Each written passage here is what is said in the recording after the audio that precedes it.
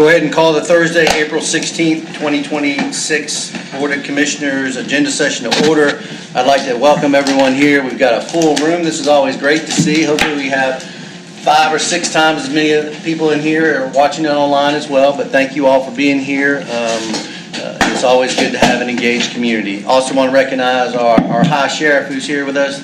Sheriff Morgan, thank you for being here, sir. It's always good to see you as well. I don't think I've set the protocol. He'll be introduced later.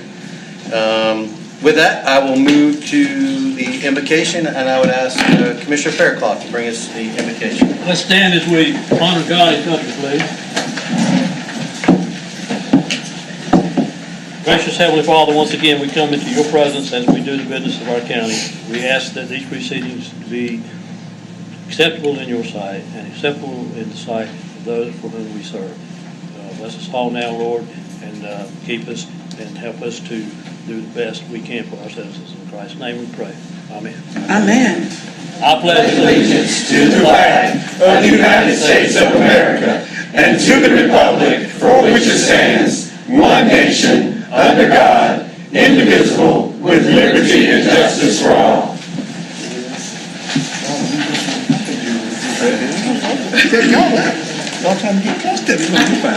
You're fine. All right, at this time, room, if we'll go ahead and come to order, please. I know we have a lot of people here, so if everybody can work together so that we can make sure that we keep an orderly meeting and keep everything moving forward. So I appreciate that. I know we've got a lot of people here, which is great. At this time, I'll go ahead and we'll move to the presentations. We have Alliance Health, our quarterly update.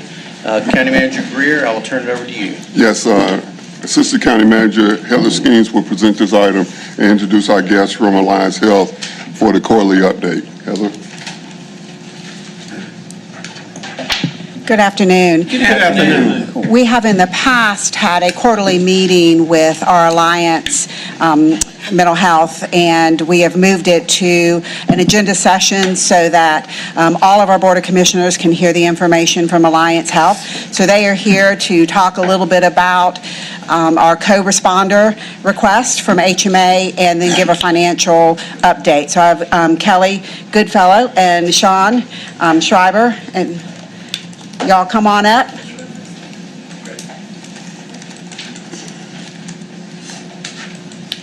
Good afternoon. I'm Sean Schreiber, Chief Operating Officer at Alliance Health. Good afternoon. My colleague Kelly Goodfellow is going to do the bulk of this presentation. She'll be talking through financial update and give an update on some programs. I just wanted to give a brief update at the request of the Board of Commissioners, Deputy County Manager, and the county, and Deputy Board Chair and Board Chair. We were asked to present an overview of models for community response for behavioral health crisis that would build upon best practice models and models that are available in the community. The county generously allocated funding for us to pay a consultant who has some national expertise in these areas. The Consultant Health Management Associates, or HMA, presented several models of crisis response services, primarily focused on law enforcement or co-response type models. There are models of behavioral health crisis response in the community. These models tend to be challenging because these are done by provider entities. They often don't have the capacity to be discharged, respond to emergencies in quite the speed that professionally dispatched and monitored typical first responder has. So we focused on models in this proposal that built upon the strength of the community. That built upon the strength of the community and leveraged kind of the long history this community has of providing a CIT program, which are specially trained officers who are skilled in intervening with people with behavioral health crisis. We presented a proposal to the committee, and that committee, the recommendation was to focus on a model that included, that built upon, again, the CIT program, and in building behavioral health clinicians or embedding behavioral health clinicians into those teams. There would need to be work to determine how many clinicians would be needed. There are multiple reasons for the recommendation. The main reason, though, it's considered best practice in communities with high with high military populations and veterans populations to have behavioral health crisis services embedded to CIT programs. There's obviously additional safety concerns when dealing with crisis with people who may have higher rates of trauma, suicide, and access to violent means in the general population. And so that is why we recommended that model. I'm coming back today because there was a request by the committee to ask how long it would take to implement. So, there would be a couple things. This model would have to be better socialized with local law enforcement and make sure there was shared commitment to the model, and those conversations have not occurred yet. This document is submitted as a recommendation. But in general, we believe these programs could be implemented in a period of roughly 4 months with recommended a 6-month pilot timeframe.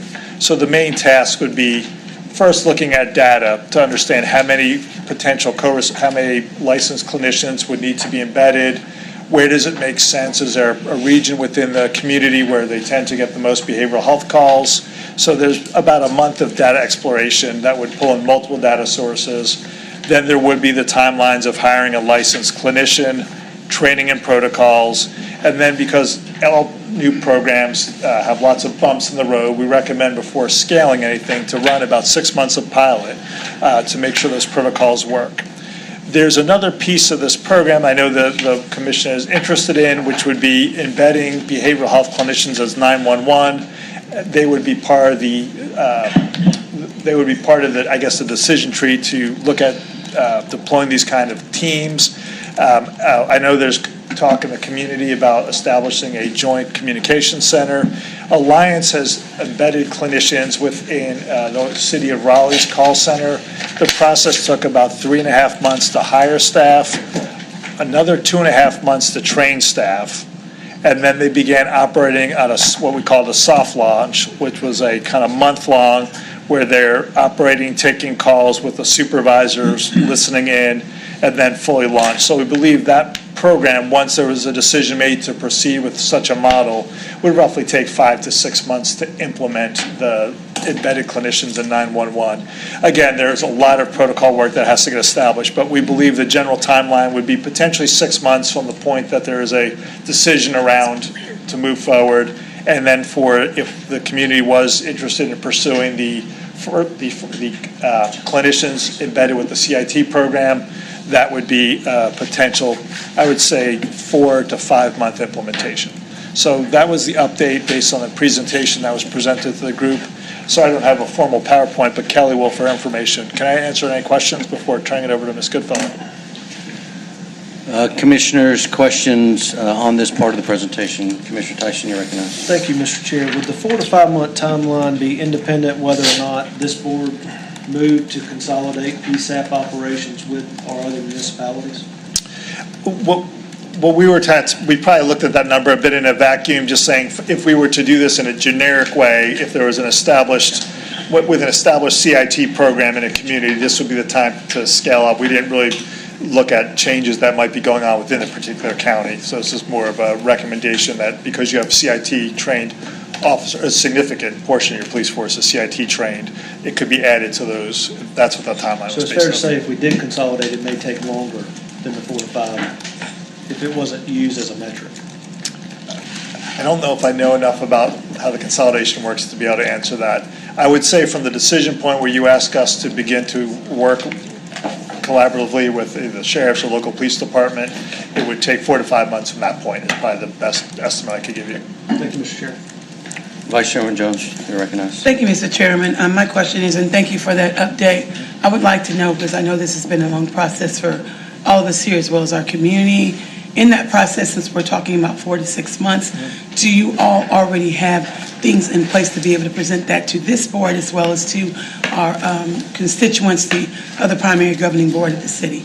So I appreciate, as I stated, that because we're not talking about months this time, but we are talking of that of dates of 4 to 6 months. Have you all put together that of a presentation that would be ready to roll out, or are we not at that stage yet?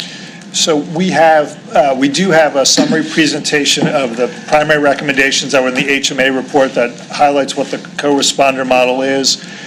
We have a teammate who has had some preliminary conversations with local law enforcement, and we do have an outline that can be turned to a presentation that shows these are the actual steps that need to occur from decision to go to actual implementation. So we could make that presentation. Follow up, go ahead. And thank you for the follow-up. And so I'm glad to hear that those initiative action steps have been taking place. And the second step to that then, so as you stated, you all do have the action steps. Is that going to also include that of the request when we were stating that we had provided other areas that are pretty much similar when it comes to popularity, not popularity correction, but that of population as well as that of military towns? Will that be included, hopefully so, in that data? So in other words, if we were to say today, we would like for that presentation to be summarized and put together for an executive summary and put together for PowerPoint, that could be ready within 30 days? Yes. Yes, Okay, ma'am. great, sounds wonderful, thank you. Commissioners, any other questions on this presentation? County Manager Greer, is there action we need to look at from a staff or Assistant County Manager Skeens to move this forward so that we can see an implementation steps and cost, assuming that, let's make an assumption because we've been talking about consolidation for over a year now, that we move to into our 911 center and then pending any consolidation, move to that direction. I think that's where the Vice Chair was going as well. Well, we'll go ahead and establish a schedule with or without consolidation and bring that back. So would the next steps be kind of flush down that action plan with costs, and when could we see that back then? I would say a month. Yeah, a month, 30 days. A May work session? May work session. Okay. And so, just so that we're managing expectation forward, if you're okay with that, it'll just be direction, and we won't, unless you want to do it in a form of a motion, which we can, if we need to. But action steps to look at how we would phase in both the mental health capacity inside the 911 as well as the CIT team, give us action steps to move forward as well as a cost so that we have it as we move forward into our budget, as well as we're going to be talking about our reserve fund as well. So, yeah. Is that in the alliance? Yes, that works for us. Okay. All right, board, are you okay with that? Yes. Okay. All right, County Manager Greer, give you what you need. What I need. All right, we'll go ahead and move to the next step of this process. Thank you, Sean. Thank you for your time. Good afternoon. Good afternoon. My name is Kelly Goodfellow. I'm the Chief Financial Officer for Alliance. I'm here to give you an update on the use of the funds that are being held in Alliance restricted funds that are Cumberland dollars. So,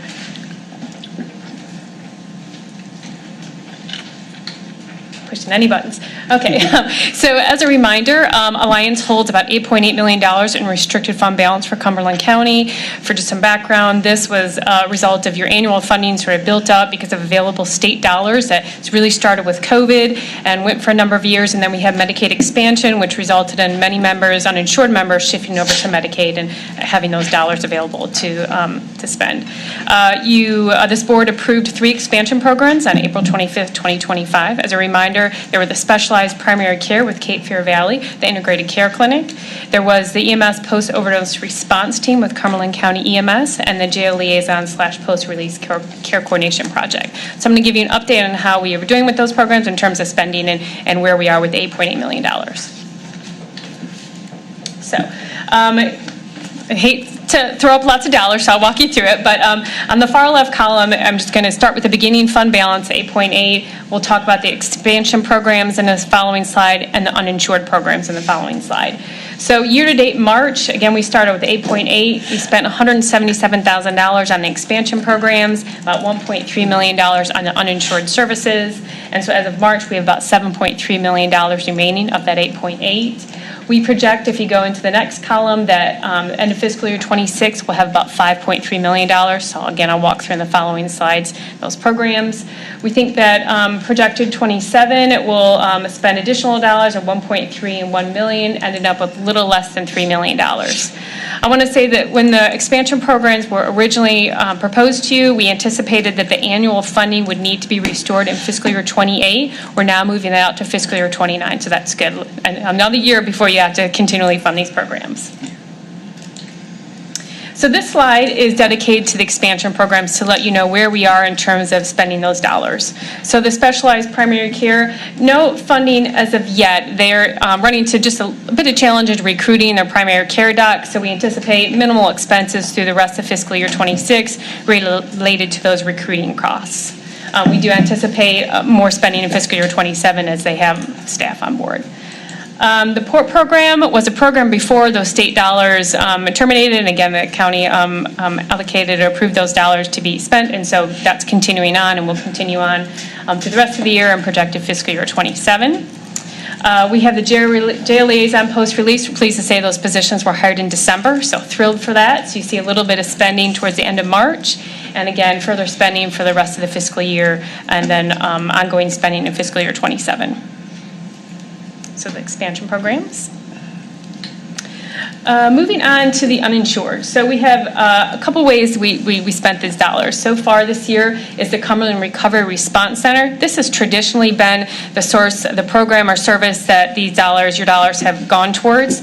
And you see for March, it's about $1.1 million, and we have about 2.3 for fiscal year 26. I have that in red to point out the fact that our state dollars are the ones we want to use first. And if there's any changes to those state dollars, more or less, that could change this figure. So with something we monitor every month, and so I just want to point out that could close and could change the projections, which is why you see $1 million for fiscal year 27, because as our state dollars change, so could that amount. So for example, this year we received a $13 million state reduction. So we live year by year. So we have the following lines are just minimal. We had remaining funds for the Sally Hill, just exchange of those properties. We had the program, the proposal that Sean just spoke to with HMA, and then just administrative funds. So again, financial update for the uninsured, 1.3 through March. Fiscal year 26 projected 2.5, and we anticipate the projected fiscal year 27, 1 million. So. And so again, just a summary of where we end. I think, again, the good news is that we originally anticipated that funding, annual funding would need to be restored in fiscal year 28, and we see that more into fiscal year 29. But happy that all the expansion programs are at a place of running and in place. Real brief, happy to answer any questions. Commissioners, questions on the financial part of this update? Commissioner Tyson, you're recognized. Thank you, and appreciate you giving us a financial overview on this. When can the board expect to actually get a review on kind of the outcomes and kind of looking at, it's great to know where the money's going, but in the impact and the effect of the funding and the programs we're having based on the funding that we're appropriating? For that, I'm going to call my colleague. The PORT program has been an established program. We collect data on number of interventions, follow-up things, so we could provide back either in writing or another session a overview of the outcomes of that program. The K-FEAR program, it will honestly it'll take a year of getting up, running, and operating, so I wouldn't expect a meaningful update for at least a year on that program. The jail program, I believe it started operating in February, so I think that's when it was either February or March, of just this year, so it's only been up and running for less than probably 30, 45 days.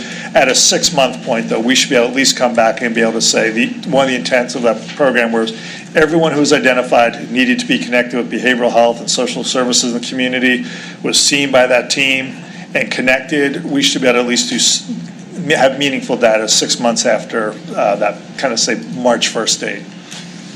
So, Mr. Chairman, I just request that we get that data back in that timeline. I don't know if you want it in the form of a motion or not, but that would be my request. Okay. I don't think we need a formal motion yet. County Manager, if we can, in our quarterly updates, just add the impact, not just the financial. So we have some results-driven piece of this as well. And then for the existing data that's going to be delayed, because there's going to be another quarter before we meet, if you can go ahead and County Manager work with the Alliance to get that information and move it out to the commissioners so we have the latest. Does that work for everybody, commissioners? Okay. Thank you, Mr. Chairman. Any other questions or comments? Commissioner Patel, you're recognized. Thank you, Mr. Chairman. Thank you for the presentation. Just looking out to FY28 and then 29, Would there be potential to have some possible guidance next quarter on rough numbers on what the funding needs would be? For fiscal year 28 and fiscal year 29. So yes, we can certainly get that. Fiscal year 28, I don't think we'll have a need for this board to allocate additional dollars in the annual funding way. That would be more into fiscal year 29. At that point, it would probably be similar to the $4 million that was previously allocated, if that helps. But I can certainly back that up with some information. Thank you. Vice Chairman Jones, you recognize. Thank you, Mr. Chairman. My question is, since we're speaking to financial and for our community to better understand in just layman's term, make it simplified, can you just a little bit, you don't have to go too much in detail, but enough, what is like the time frame that you all look at this, number one, and the ending date? And also that, I know there are projects that we had discussed before with you all, like perhaps expanding Roxy, so can you give like maybe an executive summary of when we discuss projects with you all and it comes to budget, how you all, the policy procedure breakdown of what funding's for that year or what the funding frame looks like say, is it 6 months or a year?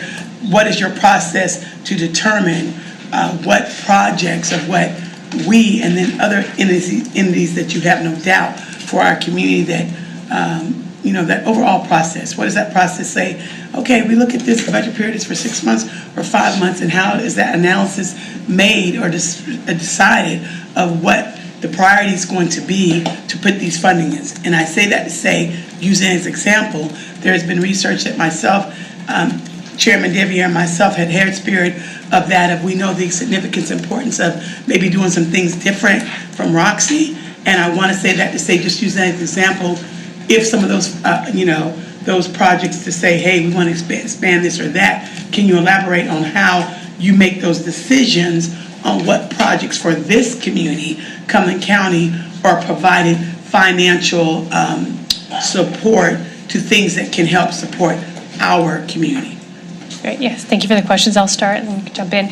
So as far as looking at the financial data, that's a monthly process. So just as you have your financial book, so do we. And so we are looking at all our counties and their contributions on a monthly basis and can certainly provide the monthly numbers. Do you want to speak to a little bit about the process program? Yeah, so historically what we've done is that we look at some of the data and some of the feedback we receive from the community, and we've come and then proposed programs. I think a good example is the jail health program. I think the community and this board had voiced dissatisfaction with the coordination of individuals who are in the local jail, getting its community services. And so we came back and we put together a program and engaged in a process of met with the jail staff, jail health, and the county, developed a collaborative program, put together a funding proposal, and then launched. So I think our process is twofold. We look at some of the data in the community, and then we get community feedback. I think the example of the Roxy Clinic's another good example. The board had said, we think we need something more, and I think we're not 100% sure what exactly that would be.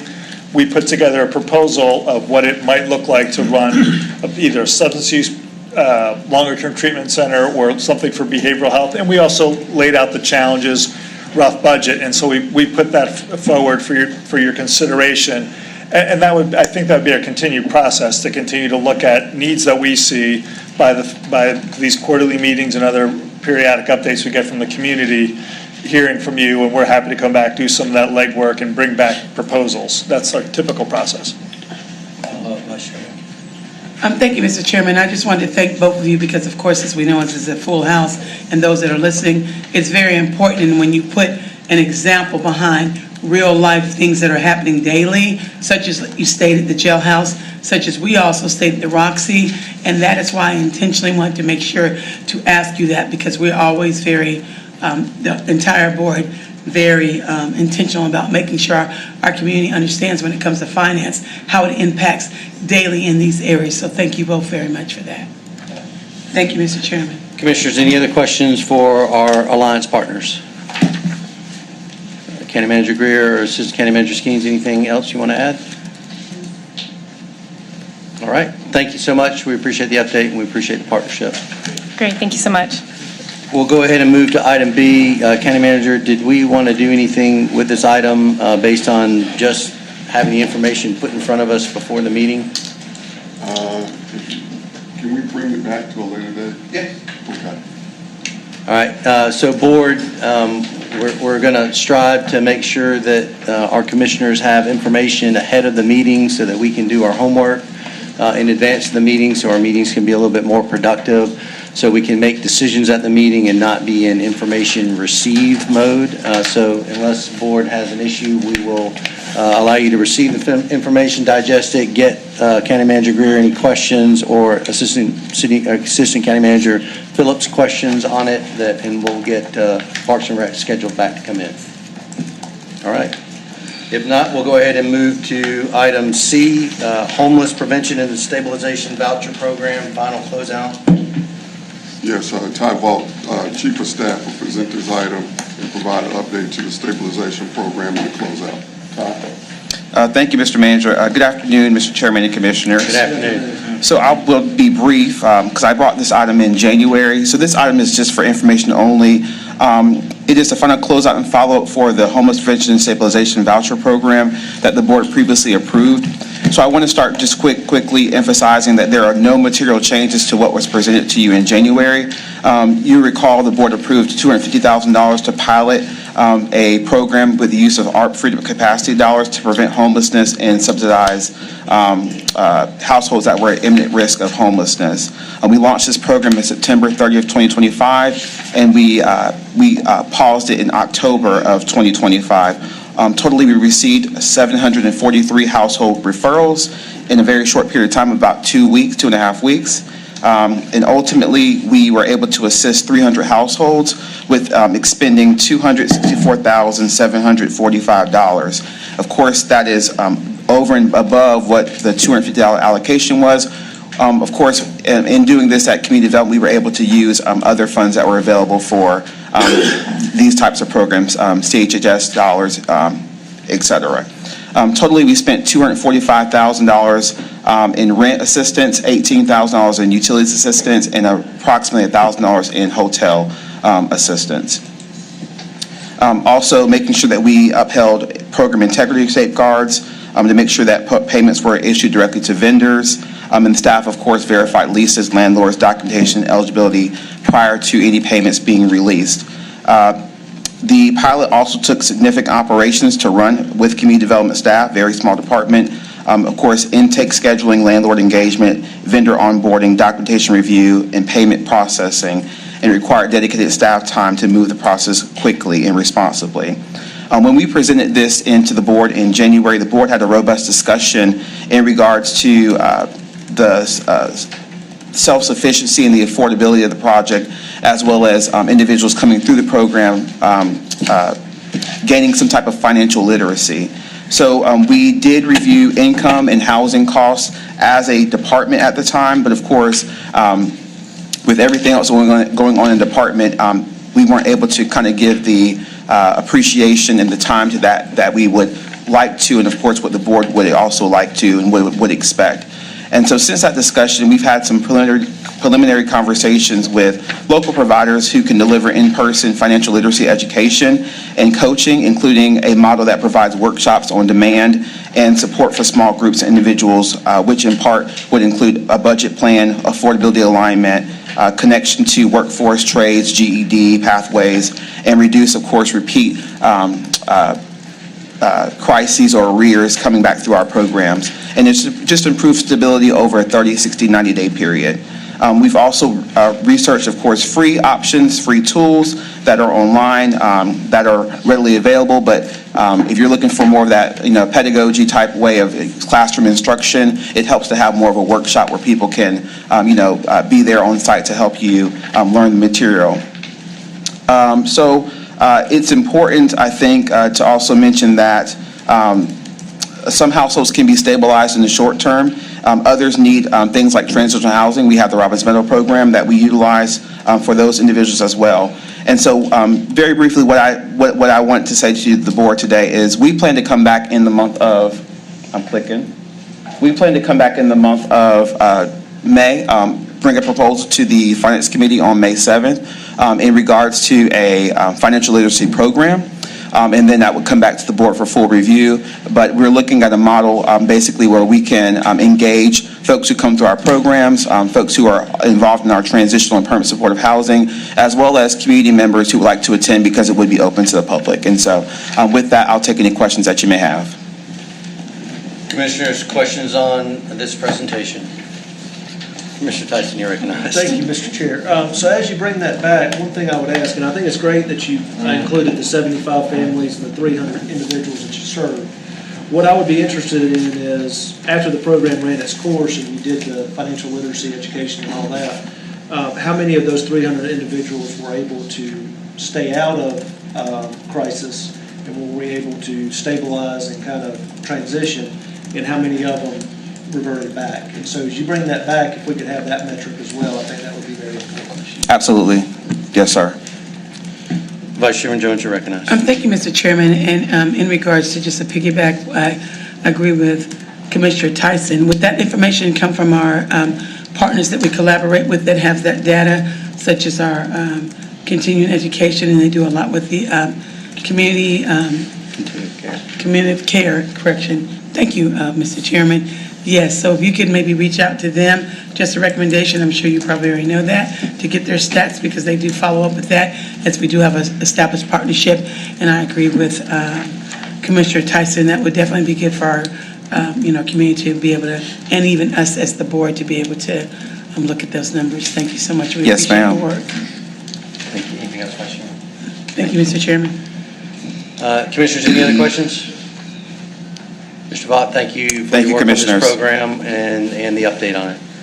We'll go ahead and move to item 1, approval of the agenda. County Manager Greer, any changes on the agenda? No changes to the agenda, Chairman Javier.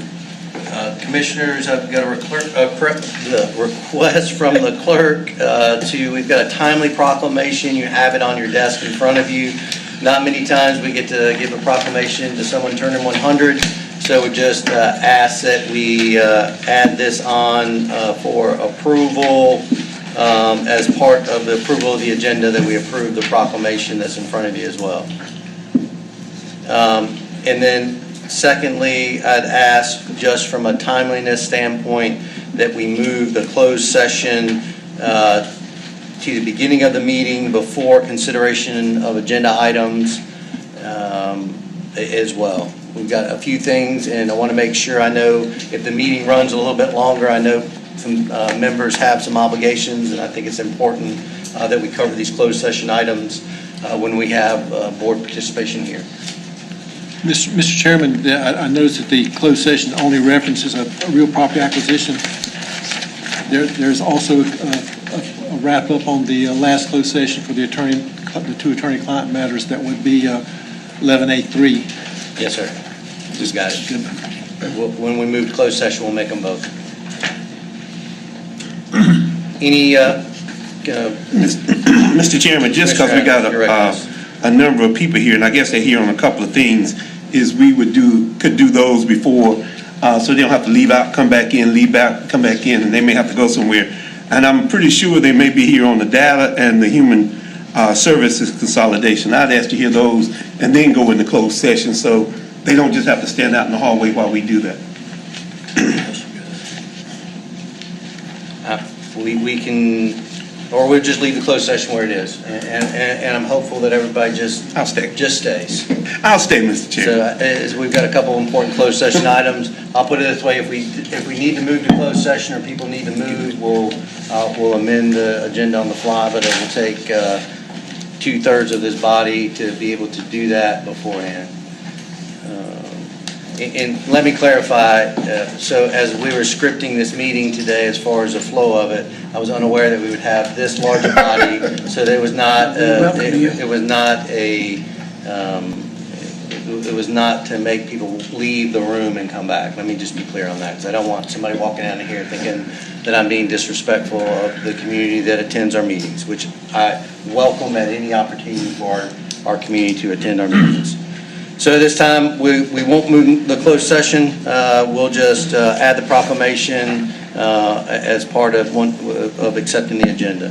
Any other changes to the agenda? Hearing none, Vice Chairman Jones, I'd ask for a motion to approve the agenda. I move that at this time that we do approve the agenda for April 16th, 2026, 1 PM, this current meeting. Thank you so much. Second the motion. We've got a motion to approve the agenda with the additional proclamation approval. It's been properly seconded. Any discussion or comments on the motion? Hearing none, I'll ask for, are we voting in here? We'll see. Let's hope my portal's working. We'll see. Oh, wait a minute. Yeah, and I'm meeting today, I'm good today. I'm waiting for my portal to come up. all right, there it is. Everybody in? Give me one moment, please. Voting, Save. save. There you go. So slow. Why did it pop back up? You're good. And then just hit Is E. Mark still on? I'm just going faster than a click. I hit it. Why is it that? Because she has to Already open in, it yes. first. Oh, she hasn't opened it yet. Yes, Okay, you I'm did. clicking away. No, I haven't opened it. Okay, I just want to make sure my new computer is Madam working. Clerk, if you'll open the voting portal, Commissioners. Because I'm clicking away. If you'll cast your vote. It's just taking a moment. Okay, no worries. I want to make sure my new computer's Did I vote for it working. already? No. I'm waiting for it to come up. I don't even- Madam Clerk, if you'll just let us know when the portal's open. It is open. All right. Thank you, Madam And Clerk. Madam Clerk, if you will report the vote. Got it. Unanimously passed. Thank Go you. ahead and move to item 2, approval of the minutes. Vice Chairwoman Jones, I entertain a motion to approve the minutes. Yes, I move that we approve the minutes for this meeting on April 16th, March 12th, 2026, agenda session minutes. Second. We've got a motion to approve the March 12th, 2026 agenda session minutes. Been properly seconded. Any discussion on the motion or questions? Hearing none. Madam Clerk, if you'll open the voting portal, Commissioners, if you will cast your vote. You've got 30 seconds once it's open. It's open. And Madam Clerk, if you'll report the Wait a vote. minute, mine didn't come up that time. Came up last time. Hit E vote.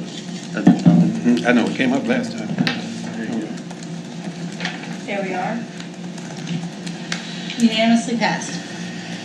Thank you. All right, thank you. We'll go ahead and move to item 3, consideration of agenda items. We'll go ahead and move the first one, and we'll move up the other ones, but this first one should be relatively quick. Preliminary resolution adoption and call for public hearing. County Manager Greer, you're recognized, but before I go to you for a discussion, Commissioners, the packet, the information was in your agenda packet. Are there any questions on the information that was provided previous to the meeting? Commissioner Tyson, you're recognized. Thank you, Mr. Chairman. The only question that I have is, I know we're allocating the 5.5, and it was for the projects that are enumerated in the memo. Are we, I know we haven't seen those come back for bid. Are we fairly certain that that amount's going to cover what we're looking at trying to accomplish? I'm going to let the Chief Financial Officer speak to that. Robin? Yes, sir, we are. We're waiting on one last bid to come in this afternoon. It's due at 2 o'clock, and it appears that we're going to be under our $5.5 million. No Thank you, question. Mr. Chairman. That's all I have. Any other questions or comments on the item that was presented in our agenda packet? Hearing none, I'll entertain a motion. Commissioner Fairclough. Thank you, Mr. Chair. Chairman Dervier, I do have to read the... Oh, I'm sorry. That's Go okay. ahead. Yeah. I Ms. apologize. Goodis. I'm sorry. So at this meeting, the Board of County Commissioners must adopt the preliminary resolution titled Resolution Authorizing the Filing of an Application for Approval of an Installment Financing Contract authorized by North Carolina General Statutes, Section 160A-20, making certain findings required by North Carolina General Statutes, Section 159-151, and calling a public hearing on the proposed financing for April 27th, 2026 in connection therewith. Thank you. Thank you. Now I'll entertain a motion. commissioner Fairclough. I move to adopt the preliminary resolution for an installment financing contract for the purpose of financing $5.5 million in miscellaneous Crown Complex capital projects noted in the background of this item, and call for a public hearing on the proposed financing for April 27th, 2026. Second the motion. We've got a motion for the preliminary resolution for installment finance contract for purpose of financing. It's been properly seconded. Any discussion or comments on the motion? Hearing none or seeing none, Madam Clerk, if you'll open the voting portal. Commissioners, if you'll cast your vote, you have 30 seconds. Madam Clerk, if you'll report the vote. Voting in favor, Chairman Deviere, Commissioner Patel, Commissioner Faircloth, Vice Chairwoman Jones, and Commissioner Tyson. Voting in opposition, Commissioner Adams. We'll go ahead. Thank you, Madam Clerk. We'll go ahead and move forward to item B, Human Services Update. County Manager Greer. Yes, on the March 12th agenda session, we were directed to provide information regarding the 3 organizational options for consolidating or restructuring human services under General Statute 153A-77. Tafana Bradley, our Assistant County Manager, will present this item, introduce guests from the UNC School of Government that we have, and then answer any questions you may have. She'll go through the process of what we've done, what we found out, and request next steps from the board. Tafana. Good afternoon, Chair and Commissioners. Good afternoon. As a part of your request to research, gather information, and engage stakeholders regarding human services consolidation, quite a bit has occurred since March 12th. However, we'll start with engagement of the UNC School of Government, and then after that presentation, I will report on additional engagement over the past 30 days. I'd like to introduce Dr. Christy Nicodem. Dr. Nicodem is a Robert W. Bradshaw Jr. Distinguished Term Assistant Professor of Public Law and Government at the UNC School of Government. She teaches, consults, and writes human services law, including the governance and organization of social services and consolidated human services agencies, as well as issues related to confidentiality and public sector technology. Her work explores how local governments navigate emerging legal issues such as social media, artificial intelligence, and First Amendment considerations, drawing on prior experience in private legal practice and public sector advising. Dr. Nicodem is the co-author of Consolidated Human Services Boards in North Carolina, a book and publication of the UNC School of Government. Dr. Nicodem will provide human services consolidation background information and the options available to local county government. I've had the pleasure of working with Dr. Nicodem as I was an assistant county manager and health and human services director in another county. I served on the statute committee of the Consolidated Human Services Directors Alliance, of which Dr. Nicodem supported. Also, many of us have attended trainings and workshops at the UNC School of Government or conferences that she has facilitated or co-facilitated.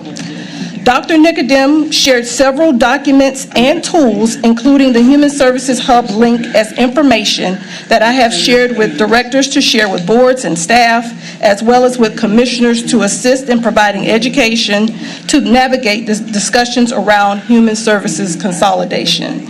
Now I'll turn it over to Dr. Nicodem. Hi, good afternoon, Mr. Chairman, Good afternoon. Commissioners. Can you all hear me? Yes. Okay, excellent. I don't currently have the ability to share my slides.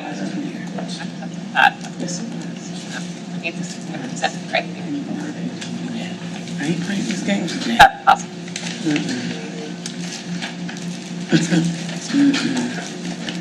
You tell me when to do something, I'll be able to do things. No. Danny, can you make her the presenter? Can you make her the presenter?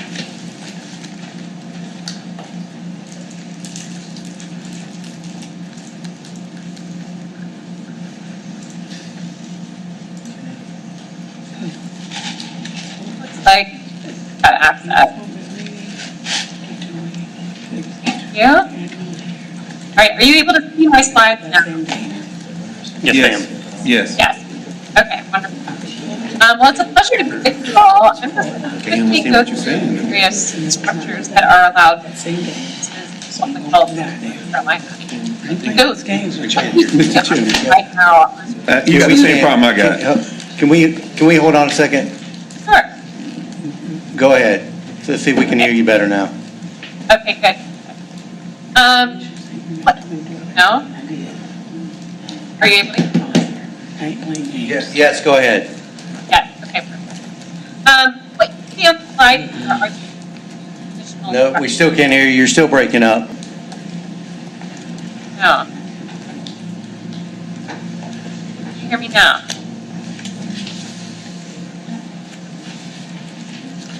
I did what I was supposed to do. I ain't playing.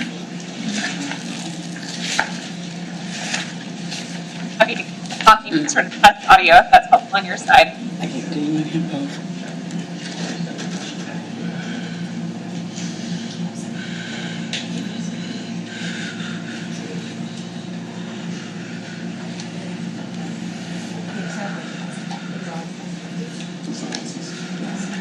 Yeah? You didn't get it? Oh, it's audio. I'm gonna address it. I'm not playing with people. No, I'm sorry.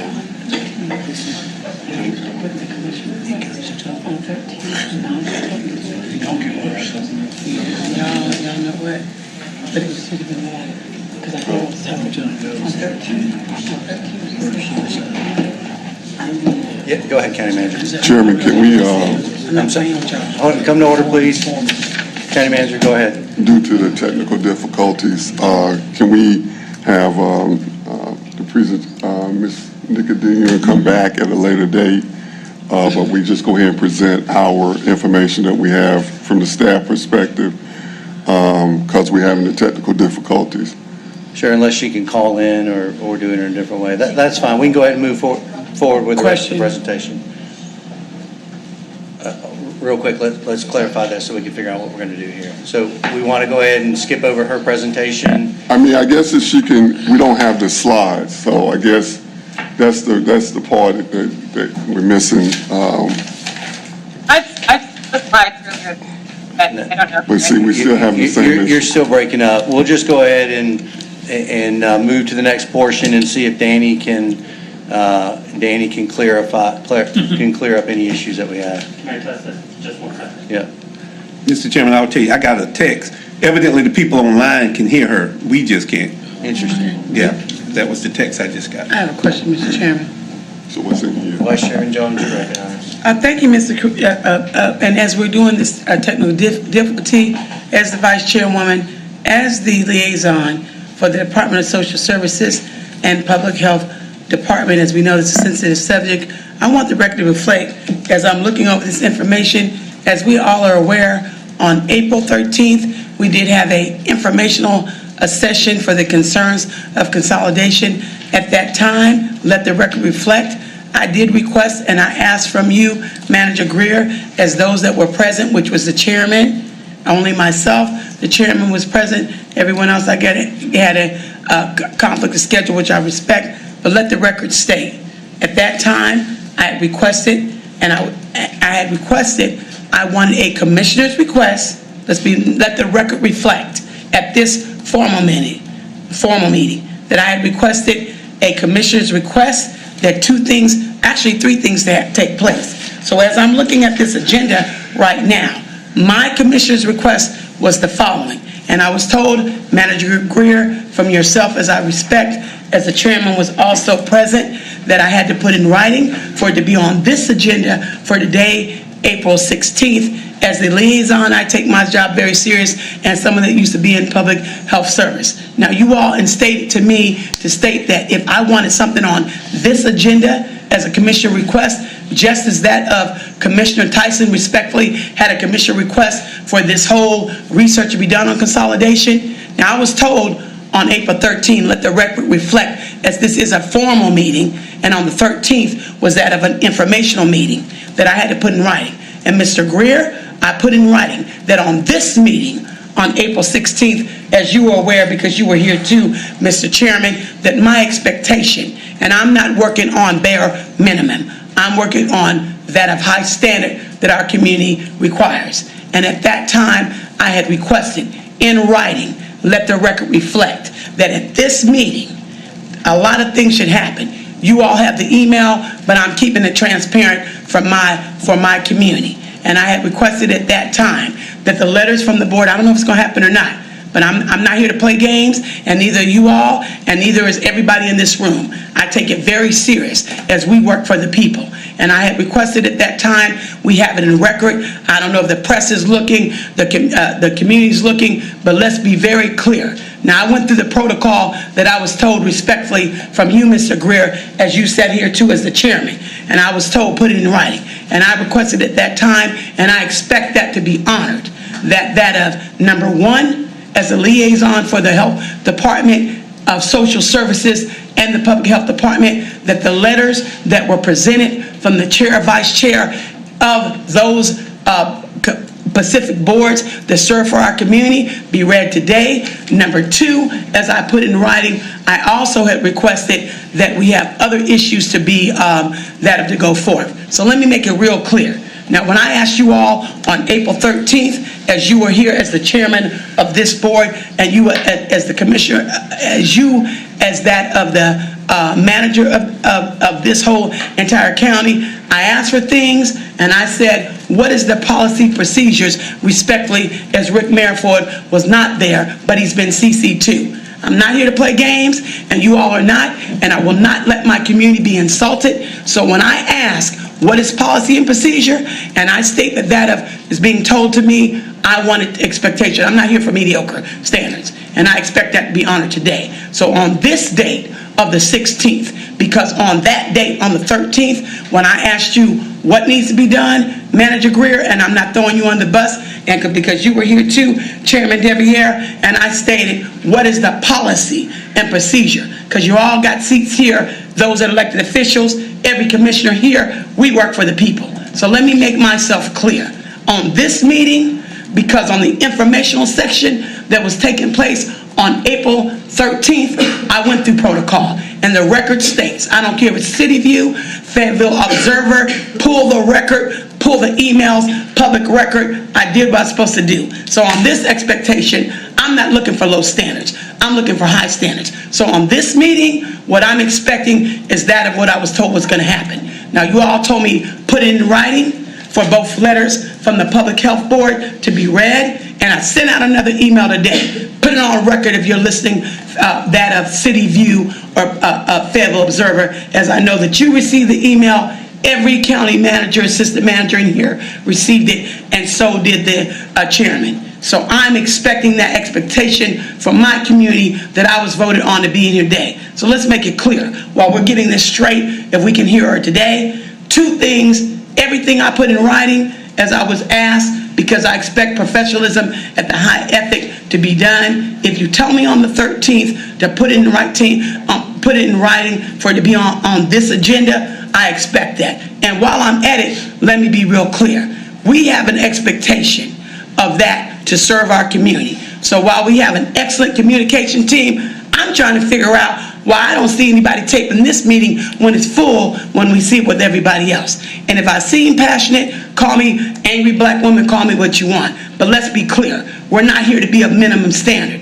And I expect this from Chairman Deviere and every single board member, Commissioner Tyson, Commissioner Patel, Commissioner that of Faircloth, and Glenn Adams. Agree or not agree. I'm not here to be about mediocre standards. Like me or not like me, I'm here to serve my community. And let me finish, Mr. Chairman. So I'm very upset because as I look at the agenda, as I was told, I am expecting you all to be professional enough. If you give me information to say, put it on the agenda from when I came here on the as we said, informational, keep it all legal on the 13th. That is my expectation, because I know that's the expectation of my community. With that being said, while you're clearing up this with the whatever you got going on with the agenda, I want today, because I put it in writing, I did what I was told from the professionals that I expect to give high quality. I'm not here for mediocre. So today, in this expectation of what I put in writing. Let the record reflect. I don't care if the news is looking or not, because we're here to be transparent. But I have my stuff in order, and I want everybody else to be in order. I'm not here for mediocre standards. So I look forward to, in this meeting, I don't care if it's the end or now, for that the letter from the Department of Social Services, the letter of Public Health to be read. And I also expect, I'm not here for mediocre work. My community's not mediocre. I'm here for high-level standards. So when I ask, what is the policy procedures? Excellent work from our attorney, Rick Moorfield. And when I follow procedures, I expect an expectation for that to be delivered. With that being said, make sure, if it's not done now, Chairman Deviere, Manager Greer, and also that of Attorney Moorfield, before this meeting is over, that of what I put in order and in writing as I was instructed on April 13th, I expect to be met through on this date of April 16th. Thank you, Vice Thank you Chairman. very much. Thank you, You're Vice welcome, Chairman. Chairman. Thank you, Vice Chairman. Deviere. Thank you, Vice Chairman. County Manager Greer. Yes, thank you for information. We did receive your request in trying to get ready for the meeting yesterday and get information to you all. We had two incidents with this building that had staff outside for more than half of the day. We sent the information yesterday afternoon, and we provide some clarifying information. And right here on my notes, is scored the order in which we will go do everything with this. We're going to have the presentation from the UNC School of Government. Tafana was going to, Assistant Manager Bradley was going to present her presentation, and we will go read both the letters as you requested from both the Health Department and DSS. We also included that information, the information that was provided yesterday. We had no intention of not approving or not making it part of the agenda today. Like I said, just timeliness. We didn't get a chance to republish the agenda, but I got it written down here, request to be Heather Skeens and Tafana. We actually were going to have Tafana read both letters. So there was no, we had planned on moving on in that fashion. So my apologies if we didn't add it to the agenda. But like I said yesterday, staff spent an inordinate amount of time outside trying to do the mishaps with the building. So I'll leave it there. Take any questions anyone may have. Vice Chairman Jones, I just asked you to be brief because we need to move forward so we can stay on time. Thank you, Mr. Chairman, and thank you for clarifying that, as we have to be flexible and we are united as one team. So I appreciate the fact that information will be submitted, but I do like to be transparent, and I thank you. And again, as not only as the at-large and vice chairwoman for this community, but as the liaison for both of those boards, Public Health Board as well as the DSS Board, I am here to ensure, as I'm sure we all are, to work together. So thank you, Mr. Greer, for ensuring that of my request, as I did what I was supposed to do for our community, as we all do, will be put in place today. So thank you, as we want that to be on the record. Thank you, Mr. Chairman.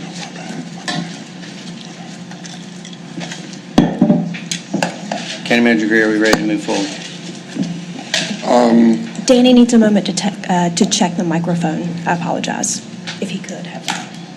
Say that again. Danny needs a moment to check the system if possible. I would rather go ahead and move forward with Assistant Manager Bradley's presentation. Okay. It works. You got it.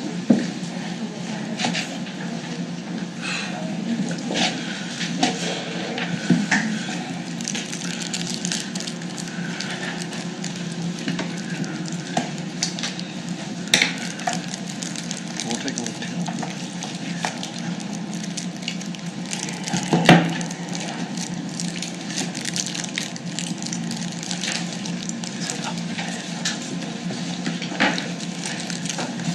Maybe I won't stay too.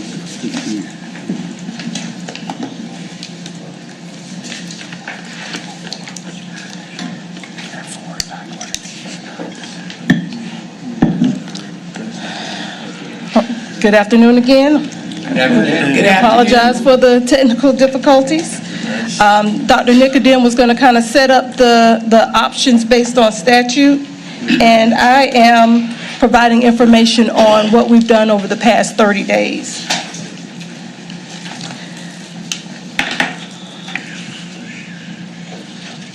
To provide some historical context, the clerk shared information with you regarding past discussions, specifically in 2018.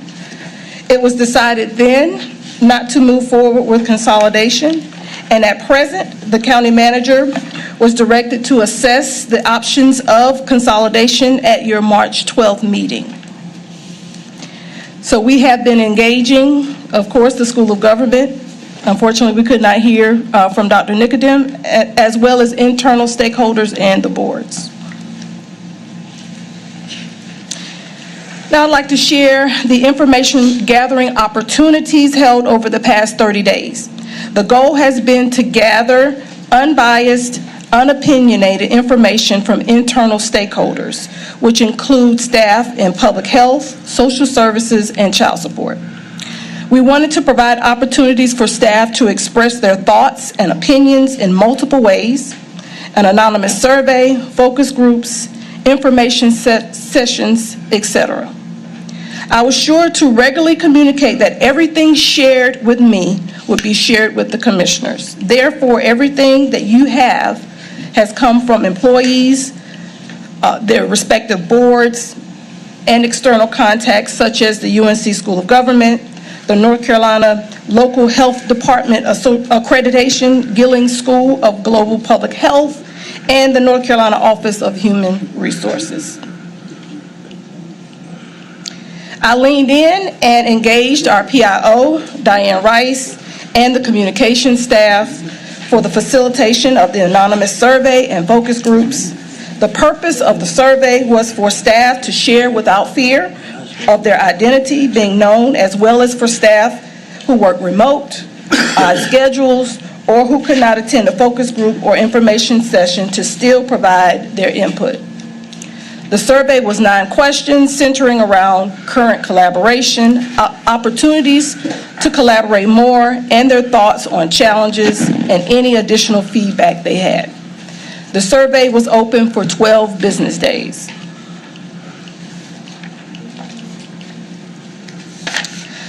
The focus group's facilitation was managed by the PIO, her team, and volunteers from departments including Board of Elections, Emergency Management, Internal Services, and Soil and Water. These staff have experience in facilitating groups, teams, meetings, and training. I opened the focus groups with background on human services consolidation, and then the PIO and the team took over. The structure of the focus groups were similar to speed dating. There was a facilitator at each table that asked a question and managed the table discussion, including recording answers. After a period of time, staff rotated to the next table. After all questions were answered, there was a question and answer period, and I closed it out thanking staff. Feedback that I have received specifically in a letter from DSS leaders on April 7th shared concerns regarding the focus groups and how they were managed. In summary, they felt they had to move too much, so it made it a bit chaotic. Some of the questions were redundant, and a few of the facilitators were not recording their statements well.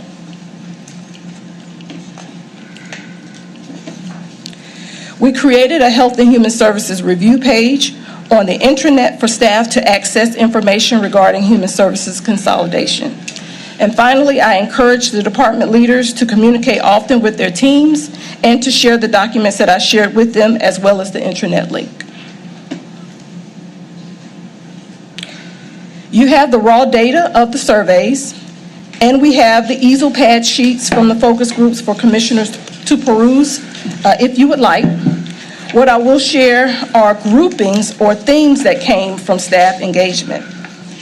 3 key insights were around staff keeping their jobs, workload and wages, possibilities of strengthening collaboration, and the need for better systems and technology. This graphic displays some of the things that we heard. Just to highlight a few of them, would staff lose their jobs? Job stability could impact service. There are very specialized roles that could not be changed, like physicians, nurses, and environmental specialists. And how would collaboration create better communication, and would it stop current communication? The overall sentiment of the focus groups, surveys, and information sessions is that staff are open to improve collaboration, but they're not open to structural change.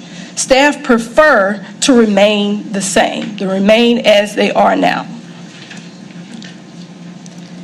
There is commitment and desire to work together across departments, and there are ways to collaborate better. As you can see listed, communication, referrals, cross-training, and coordination across teams are opportunities. There is also a desire to ensure that residents have a better experience across human services departments, and ways to do that could include shared systems, better data access, and improved communication tools. There is also concern regarding staffing from workload, quantity, recruitment, and attrition, as well as wages. Another key concern was with the departments having such different functions, how would they mesh? Also, as a part of Human Services Consolidation engagement was the engagement with the respective boards. Again, the purpose of this engagement was to record thoughts and concerns, not to persuade or provide opinions regarding Human Services Consolidation.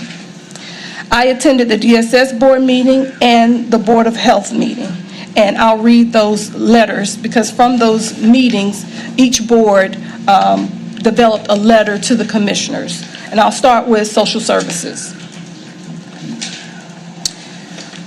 To Cumberland County Board of Commissioners, from Dr. Dennis E. Corbin, Chairman, Cumberland County Board of Social Services, dated April 10th, 2026. The Cumberland County Board of Social Services stands united in its mission to strengthen individuals and families and to protect children and vulnerable adults. We endeavor to accomplish this through prudent administration of federal, state, and local social services programs. We are privileged to volunteer our time and effort to ensure social services programs are administered to the community with distinction and pride, and we do not take our responsibility lightly.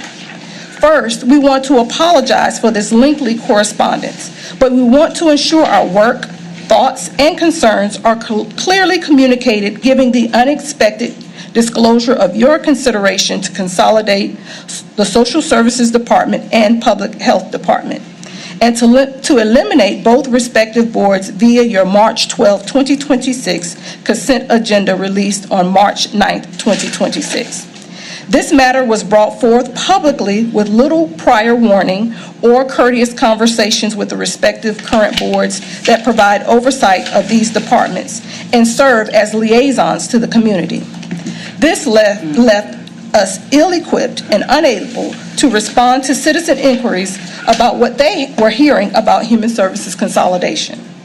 We also watched your March 12, 2026 meeting and were perplexed at the absence of rationale for such considerations, hurriedness of the process, and the lack of transparency. We believe the Social Services Board, the director and staff have acted openly, honorably, collaboratively, and in partnership with you, county management, and county departments, including the public health and their respective board. We believe that if given timely and proper opportunity, our voice would add value to discussions around your consideration of Human Services Consolidation. As a historical point, the Social Services Board Vice Chairman, William Bill Duke, also served on the Social Services Board during your exploration of consolidation in 2018. Additionally, the Social Services Board is comprised of members with not only historical but practical knowledge, skills, and experience of social services programs and business operations, social work practice, mental and behavioral health, case management, public assistance, county operations, and community partnerships that we feel are vital in determining courses of action that affect service delivery to the vulnerable citizens we are mandated to serve and the employees who perform the work. We ask, as you explore the options related to human services consolidation, that you decide to maintain the current social services department and public health department service delivery model, as well as maintain the respective governance structure as it exists today. We respectfully request your consideration of the important roles of both departments play in conjunction with public health and social services boards in our community. As you research human services consolidation options, we ask that you consider the below important points in making your decision whether or not to change the current service delivery structure and/or governance. Also, the attached includes detailed background and justifications for each of the important points in our position. 1, history and collaborative authority. 2, engagement and collaboration. 3, county human services consolidation efforts since 2018. 4, impact to the social services workforce. 5, impact to citizens, military families, and Cumberland County employees. We believe we have been good partners and have diligently discussed, pondered, researched, and engaged community partners to understand what efficiencies and/or cost savings may be spurring consideration of human services consolidation in light of the soundness of the current social services and public health departments and the governance structures. Undoubtedly, actions to change the current service delivery and governance model will exacerbate stress of our citizens that include military families and our own county staff. Our efforts to understand have yielded no feasible rationale, and we remain at a loss of comprehension. We have taken the time to view this matter through the lenses of our citizens, military families, and employees, and we ask that you do the same. In good conscience and for the citizens we serve, we cannot support human services consolidation at this time because of the following. Service delivery. We believe the citizens of Cumberland County, military families, and the county has been entrusted with, and Cumberland County's own employees are deserving of stability and attentiveness to what they are already faced with in this current economic and social climate, from a county that has promised to serve them with pride. We, the Cumberland County Social Services Board, cannot proudly dismiss the citizens, military families, and county employees that this decision will affect. We cannot stress enough, this is not the time for such an indiscriminate interference.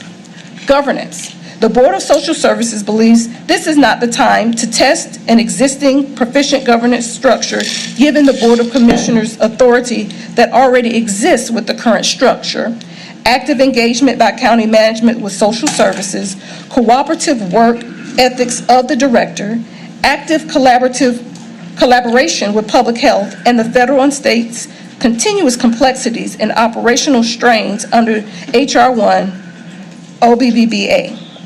State Child Protective Services Path and C system, lack of a mental health safety net, and other system and social changes. Consolidation efforts since 2018. Board of Commissioners have thoroughly researched consolidation in 2018 and recently in 2021. With the centralization of information technology services and merger of public health and social services operations, and with the creation of the Connected Care program, it certainly begs the question, can the outcomes, cost effectiveness, and efficiencies you hope to achieve through your consideration of human services consolidation actually be accomplished at this time? Your kind consideration of our position is much appreciated. Please contact me at telephone number if you have any questions or would like to have or need any additional information. We look forward to a continued partnership as we serve our citizens and community of Cumberland County. Again, that was from the DSS board.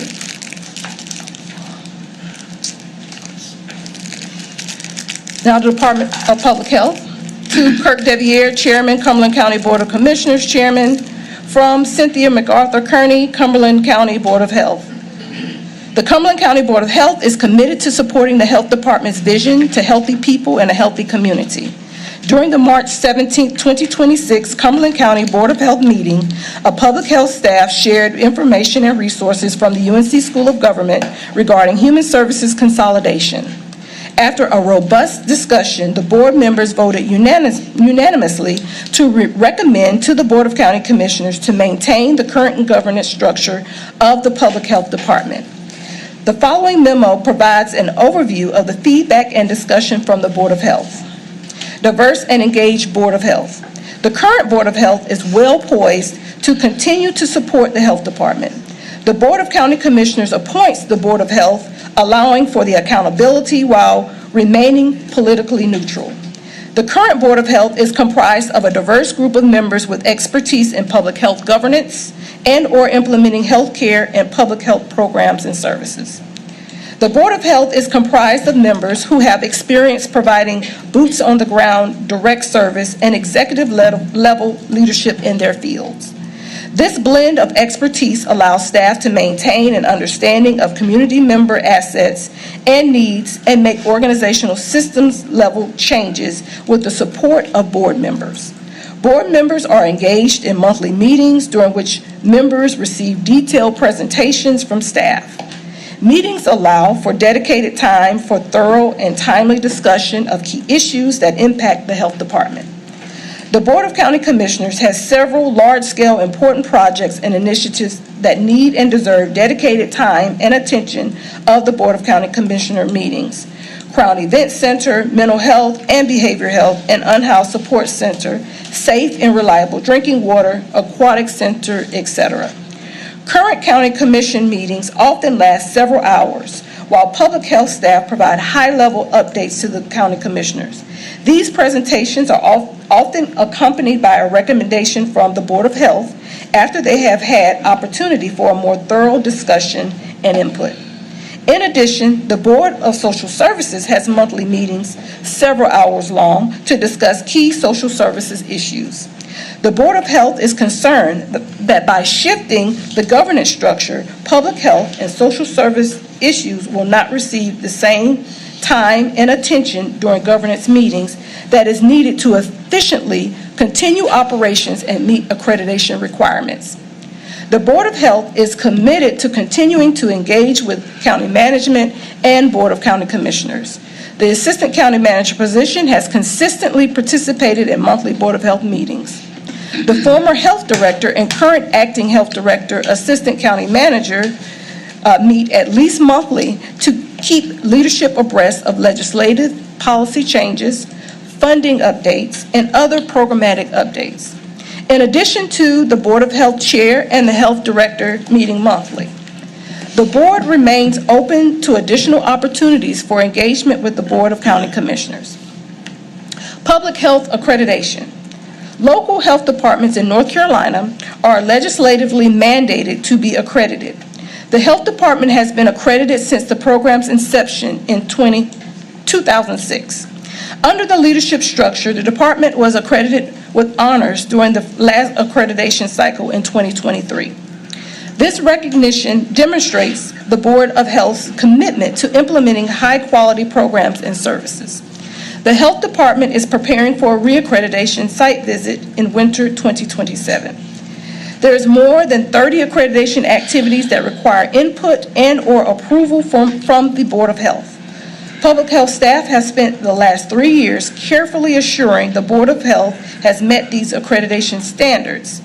Public health staff are required to submit their initial documentation on August 30th, 2026, and final documents on December 31st, 2026.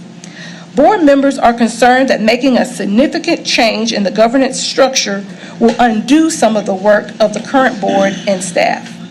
In several instances, new documentation and evidence would need to be collected, a significant undertaking in a short amount of time. Public health in transition. At all levels of government, public health is a period of transition. Even in post-COVID era, both public health and social services continue to experience significant changes in their respective infrastructure. For example, unstable and critical cuts to federal and state public health funding that have directly impacted staff and the delivery of services. Public health staff have experienced repeated cycles of government shutdowns and funding cuts only to have days or weeks later, impacting employee morale and staff recruitment and retention. Changes to federal public health policy that have impacted immunizations and communicable disease control. Shortfalls in the North Carolina Medicaid funding that have impacted provider reimbursement rates and uncertainty in the future of the care management for at-risk children, care management for high-risk pregnancy, Medicaid-funded programs.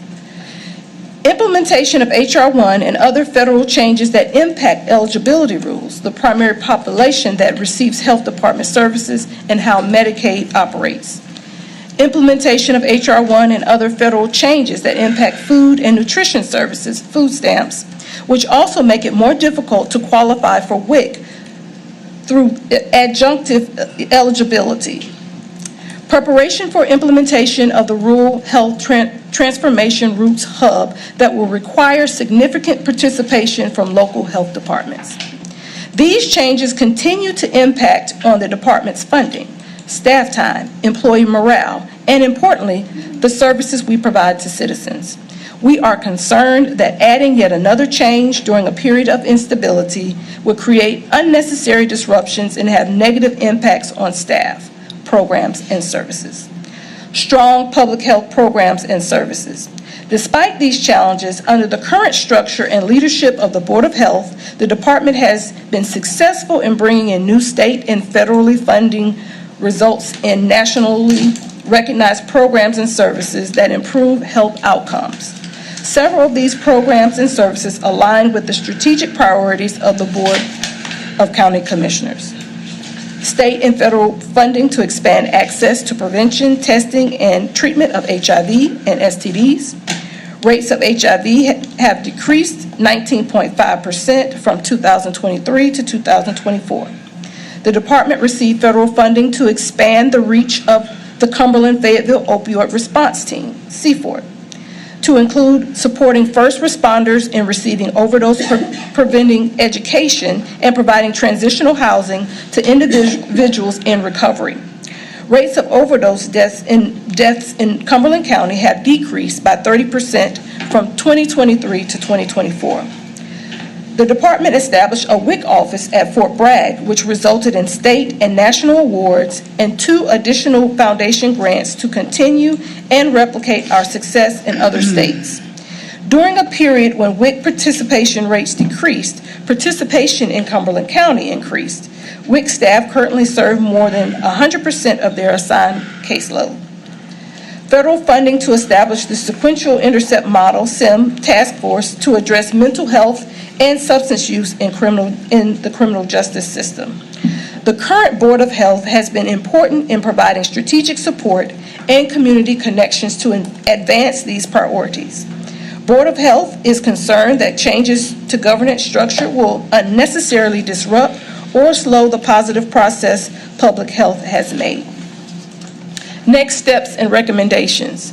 Board of Health members have several remaining questions that arose from our discussion. What propelled the request to research human services consolidation from the Board of County Commissioners, and why now? What outcomes are expected? Are these concerns about current operations and efficiencies in the Health Department and the Board of Health needs to address? How do the County Commissioners envision the roles and responsibilities of a Consolidation Human Services Director? Will the board maintain a local health director and local social services director? How does adding this position contribute to operational efficiency? The Board of Health would appreciate a response to these questions to better understand desired outcomes and next steps. On behalf of the Board of Health, we respectfully request your support in maintaining the current governance structure for public health. Board of Health is open to engaging in further discussion with the county commissioners on this matter. Thank you for your consideration.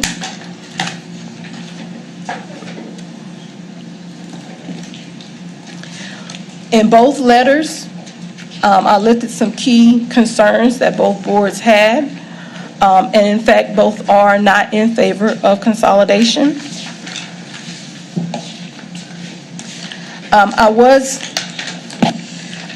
There were some concerns. Those concerns, again, you can see those. They range from why, destabilization of the workforce, career status protections, and the need for community input.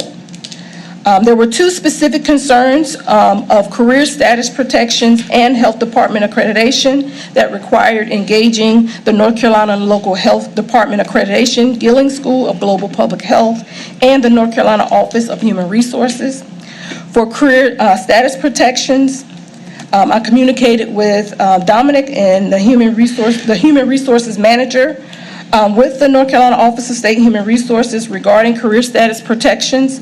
Specifically, if you decide to consolidate or move staff under the county's personnel ordinance, they would lose career status, which means that employees would no longer be disciplined or dismissed for just cause through an appeal to the North Carolina Office of Administrative Hearings.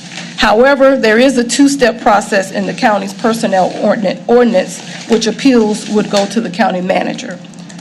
Also, service with the consolidated county would no longer count as total state service, and leave could not be transferred to state or university employment. For health department accreditation, I communicated with Margaret, with the accreditation administrator of the UNC Gilling School of Global Public Health. She shared that many agencies have consolidated close to their visit cycles, and that if we consolidated, we would need to pay attention to timeframes, but a new Board of Health would not need to reapprove everything. This concludes the engagement that we've done over the past 30 days, and this concludes my presentation. Okay, Manager Greer, any additional information? I'm assuming we're going to look to bring back our School of Government at a later time? Yes, we would like to bring her in-house, in person, to present the information that she has, and we'll look into our technology issue also. Anything else to present before I open it up for questions? Nothing at this time, Chairman. Okay. Commissioner Adams, you're recognized. I just have a quick question on all of that. I seem to be missing one of our biggest partners, which is the military. We got the WIC out there at Fort Bragg. We've got social services in terms of child protective services. We got juvenile court. We got the court system. So where are our partners in terms of having some conversations with them about this and how it will affect them? Because it's going to affect them too. So I missed that partner in all of those things that we did. Great that we did it with internal and all of that. That was actually the request, was to focus on internal stakeholders, and so that's why it's just the internal. That's probably because I wasn't here on March 12th. I was in Spain. But I think it's important to this board that they have some kind of input in this process, because they are a big component of this. And I would have asked, I don't know that you do the whole community, but there's some stakeholders that use both of those entities that go in there that we could have surveyed as they came in to use those services. We missed those. It's not just an employee kind of driven thing, and it's not just this board kind of driven thing. This is a huge community issue, and I think they have to be somewhat involved, at least in the conversation, as we're using their tax dollars and their money to be able to do whatever we do. And that's just, I may have other questions, but that was just my question on that survey part. And I wasn't here on the 12th, and maybe nobody, from my standpoint, I know that from doing with juvenile and all of that, and having the WIC and all of that. But I think we need to communicate with those partners. We also would have needed more time. Well, I understand that, but I'm just... So Commissioner Adams, you would advocate to make sure that we're surveying our military partners or the users? Well, Both. the users, okay, the partners would be the military. Yes, sir. And I guess even as they have some people that use WIC and all of that. Yes, sir. But some of the people that go inside and outside of DSS and the health department, and what they, because a lot of those folk use both of them. They're interconnected. And to be able to, even if we just handed them a survey when they came in the door, got it when they left out the door, I don't know what we need to do, but we just need to make sure that the end user is notified and talked about. And Commissioner, if I can, just to kind of follow that line, because you weren't here on Right. on the 12th, is there other input into this that you would want to see staff or someone else look at based on not only your real job, but also your time on this board? Well, I do think you got to talk to the judges, at least the district court judges, because they are intimately involved with DSS every single day in juvenile court and all of that. And so I know we need to consider them. I know that even with the hospital, there's some connection with the hospital. I mean, there's just so many, and off the top of my head, I could probably go through a whole list, but I think that staff can generate that. I think they didn't do that because they were talking about internal, but there are users, partners that are users that should be, because as you do this, we'll be talking about even at the hospital when they're doing mental hearings. We got the sheriff's department over there. We got the health department who's inside the sheriff's department dealing with the inmates. And you got to use those users. I think we got to figure out, do you see a connection on this and all of that? So those would be some of the people that I think would need to be contacted and talked to. So users and then the additional partners. So we look at the military, we look at the actual end user, district court judges, potentially hospital. So Sheriff's Department. Sheriff's Department as well. I've got that added as well. Sorry about that, Mr. Sheriff. I need some more work. I didn't mean to. But I think you ought to be included. Anything else to add? Those are good points. If I think of, I'll email if I think of some other partners, but that's just off the top of my head when I was sitting there listening to that presentation. I just thought about all of those people. And I think Alliance, they were just in the room. Shoot, Alliance would necessarily need to be into that. I mean, yeah. Anything else, Commissioner Adams? No. Thank you. Good points. Vice Chairman Jones, you're recognized. Thank you, Mr. Chairman. As I stated before, some of you may or may not have been aware, we did have a meeting about this. I'm going to make it very clear and transparent. I'm passionate about this, and as I am other things, as the only board member on here that has experience of both from public health, because I've been a clinical research associate for Henry M. Jackson State, let the record state, for Henry M. Jackson Foundation, as well as some quintiles research, as well as the only one on here that has worked as a director for family services. So I want to make it real clear, and if I seem passionate, take it as you may. I'm not going to be a fake or fraud. I love my communities. Everyone here, we might all do it different. Let me be real clear. We had an informational system, a session, because we want to keep it legal and in policy and politically correct, on the 13th. And as I stated then, which I will state now because I want it to be on recorded record, yes, that's important. This is a serious matter. Our community's in crises. And let me be very clear, and I promise you, Commissioner, as I'm looking at time, I only need 5 minutes, but I want this on record. When I got elected to this seat, I worked for you as everyone else does, and I don't care what zip code you live in, whether you're Haymont Hills or that of Bonnie Doon. With that being said, I'm going to state now, as the liaison as the Commissioner at Large, and the only Vice Chairwoman and Commissioner at Large, took 42 years for another woman to get in this seat. Let me be real clear, and I'm going to make it real clear and direct. We all work for you. So with that being said, I'm going to read a statement that I said at the informational session that was not on record, to be correct. But now, this is going to be public record. Pull it, do what you want to do. Because I'm serious about this. I love my community, as we all do. But let's be real clear. When it comes to human health services, which I respect my colleagues, I'm the only one with background with public health service and I appreciate the chairman putting me in that position to serve on the Public Health Board as well as DSS. With that being said, what was said, you might have caught the record, you might not have not. On the 13th, let me be clear on where I stand on this, and let me be clear that we need to respect.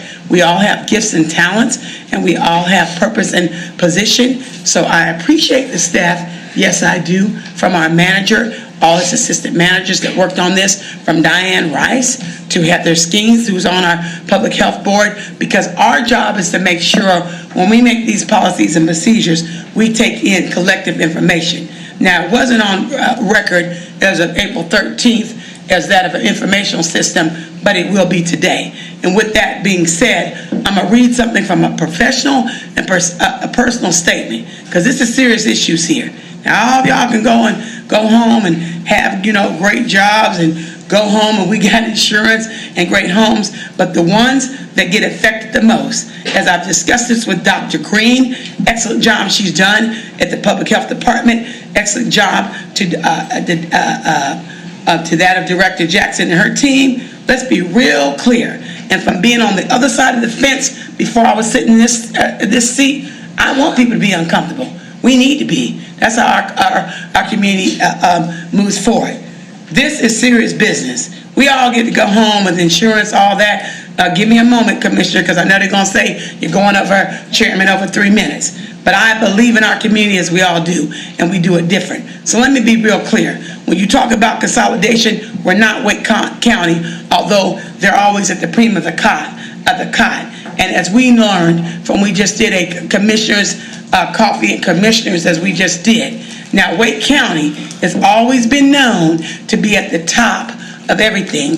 Quality of life, personal, best quality of health. They had consolidation. They went back because they felt like it wasn't sufficient. So now I'm going to read a statement to stay in line, because I'm passionate about this. I'm serious about this. I respect my colleagues and I respect you all. Let's make no mistake. Don't get it twisted. We work for you all. And with that being said, it wasn't public record on April 13th. I want to keep it legally, and we do have rules and regulations for the county, but I also want to make sure we work for you, not the other way around. With that being said, this is what I have to say about that. It is my belief, being the only one on this board, we all have gifts and talents that have worked with family services, public health services, and that at top places. It's my belief, personally and professionally, that we need to maintain an immediate state of action due to lack of transparency. Love you all, board. I work with all of you. But reality is this: meaningful engagement of the citizens of the boards of public health and social services and major challenges with the focus groups and surface process. And we have heard from, as she read the letters, it was done on April 13th and again today, because it needs to be public record. Let's make it be known. All these issues have led to an erosion of trust of our citizens, community volunteers, board members that serve and they don't get paid, for the Public Health Department, and we appreciate you. For the DSS Department, we appreciate you. Let's be really clear. All of our citizens, community volunteers, board members, and public health, social service, and child support employees in this current research process. All these issues impact our citizens. We work for you, not the other way around. Employee morale and service retention and requirement. And I thank you for being transparent for that of our Director of the Social Service Department, as she stated here, transparency, putting her job on the line to take care of her people. That's what she's supposed to do for DSS, Brenda Jackson. Let's be clear. Data doesn't always talk about that, of what happens daily for those being impairing. So let's be real clear. Issues impact citizens, confidence, employee morale, and staff retention and recruitment. This is also an opportunity for all of us to voice about the placement, the county manager, Mr. Greer, in compromising position. I don't think it's fair that we're putting him and his staff in this position for all these recommendations that we state. The county manager should have only been charged to consider what option is to be select. This process has been unfair. I'm going to put it out there professionally And personally, as the only one on this board, I respect you all's, walks of life. Anyone else but me has experience in both of these levels. Let me be clear. County Manager Greer, it is my personal and professional experience and your staff. It has been an unfair opportunity for you all to be in this position, not to permission the timing. We're going through serious crises. We got consolidation that our community's upset about when it comes to education. I'm just going to put it out there. I'm going to be real with it, because uncomfortable or not, we are here to do just that. Consolidation. We got water issues. We're doing a great job, but reality is this. Everything is about quality of life. And as all leaders and other leaders, we are charged with day-to-day operations of our community departments. We are in the middle of developing challenging budgets and other competing work demands. This has been an unnecessary disruption and not of good use to time and energy, as it lacks sensitivity to the work demands. When people come to work, and I've been on the other side of the fence, don't get it twisted. Call me not political correct, whatever. I love my community as we all do. Let's be clear. Been a social worker, been a case manager. When you come to work at DSS, when you come to work at public service, you come to serve the disenfranchised. That doesn't mean if you're black, white, no matter what your religion is. And I have a concern, as you all should too. So if I sound, very passionate, call me angry black woman, call me what you want. At the end of the day, you employ me, you employ all of us, and I'm not playing about this. Because at the end of the day, you go home to homes, you don't live under bridges, you have insurance, as all of us do. But guess what? These decisions that we are challenged to impacts those that do live under bridges, that don't have all those decisions. So let it be known, as we are here making these decisions. With that being said, today, as I challenge our county manager and every other assistant manager and every single commissioner up here, I want you to understand, we have more opportunity than others that don't. But we're not leaving no one behind. So call me what you want, I'll take the hit. When I'm in the seat, when you elected me in 2022, it took 42 years for another woman. Let me finish, please, Mr. Chairman. I'm giving you some latitude. I respect that. Please, give me latitude. It's been 3 minutes. Give me one more. Please, and I mean to say minute, that, because everybody else gets more time. Yes, ma'am. I'm asking you all to consider that. When we're here to make decisions, I'm going to keep it real and correct. Because I know when it comes uncomfortable, we got flashlight, everybody want to show light and want to publicize. And even our PO team. I don't see anything flashing today. I don't care. I'm going to be the one. I'm going to be the one to say what I have to say. May or may not be here on about November. Which, thank you, Mr. Chairman. But let me make it real clear. We serve you all. This is serious business, because I don't care if you live in Bonnie Doon or Hollywood Heights or Haymont, because this is serious business. So I know people want to cut me off, and that's cool. We're looking at time, but I promise you, I've been in meetings where I've been here for 6 hours. But this is important to me. So thank you, Mr. Chairman, because I want to be real with this. 2020-14. Do the record. 2020-16. I don't care about censor me if you want party affiliation. We are here to serve the people, all people, whether you make $10,000 a year or $100,000. Everybody in this room, look at me if you want to, is doing pretty comfortable. But these decisions today that we make, 2014, this board, I wasn't here, but you were, Commissioner Adams, you were here, Commissioner Fairclough, decided it wasn't well and productive in 2014. Do the research, 2018 or 2020. And let me be clear, last point, because I got one more minute, because I've only took 3. Let me be clear. We have got all kinds of awards. Roll your eyes, do whatever. I don't give a damn.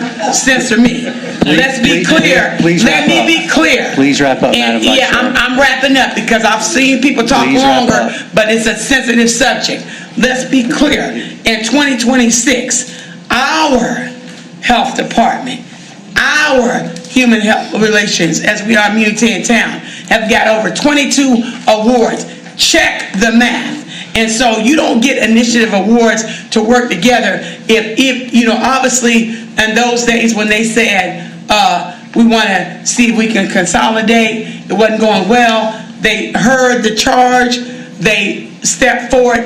Thank you personally, Director Jackson, Director and your team, and Director Green. And let me be real clear, since we want to compare, let's compare. Everyone talks about Wake County is forefront. Check the record. Do the research. They are known for quality services when it comes to health department, when it comes to DSS and quality of life. Guess what? They did consolidation. Check the record. 3 months ago, this is record fact. Use your Google correctly. They went back because it wasn't sufficient. So I thank you, Chairman, as you work for the people, just as I do, and the other 7 people. Be uncomfortable, be not. May or may not be here in November, but I'm going to keep it real. They call me, let me finish, the commissioners people for a reason, because I've seen you let us go on with other stuff. 15 minutes. Yes, thank you. You have 30 now seconds. I'm going to 4 minutes. You have 30 because seconds. You've allowed other subjects to go ahead on more complete longer your than statement, this. ma'am. So you're right, Mr. Chairman. Thank you for my 4 minutes, as my other commissioners have been given more minutes about stuff that doesn't affect daily as we work as a team. And on that note, check the record. Let it be known that I do care. It matters. And even if it's uncomfortable, you'll need people in these seats that aren't just going to go along with the go along. As Michelle Obama would say, I don't care. Jasmine Crockett, for the record, I will speak up and speak out for all people, whether you live in Bonnie Doon or Haymont Hills. And thank you, Mr. Chairman, for giving me 5 minutes, as you've done on other subject matters for everyone else, because I know you're about equality. And on that note is done. Thank you so much. Thank you, Madam Vice Chair. And you're welcome, Mr. Chairman. Thank you, Madam Vice Chair. And I was able to give you latitude. I would ask. And thank you, as you've done for everybody else. Madam Vice Chair. As Madam Chairman, I'm gonna I recess the appreciate you, recess a minute. I appreciate you giving me fair quality, as you've done on other subjects for everyone else. We appreciate you being fair on all subject matters. Thank you so much for the record. Madam Vice Chair, thank you. And thank you, Mr. Chairman. Madam Clerk, if you will receive the statement from the Vice Chairwoman that she had written, if the Vice Chairwoman will present that to you to make sure that we have it. It's already been presented to her in advance, Ma'am, Mr. Chairman. I'm Mr. speaking. Chairman. Ma'am, I'm speaking. It's already been Ma'am, presented. Ma'am, you're out of order, please. No, you out of order, because I've already Ma'am. presented it, and it should have been on here. We're going to take a recess. We We're need to, because it recessing should have for 10 been on the commissioner's agenda as I submitted to the, as I submitted to the manager as I was requested. No, I'm not going for it. Yeah, and let it be records in order, because I submitted when I was supposed to, so it should have already been done. Let the record state.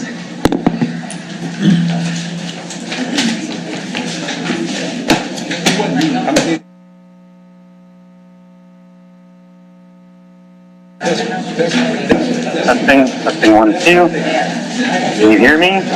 Yeah.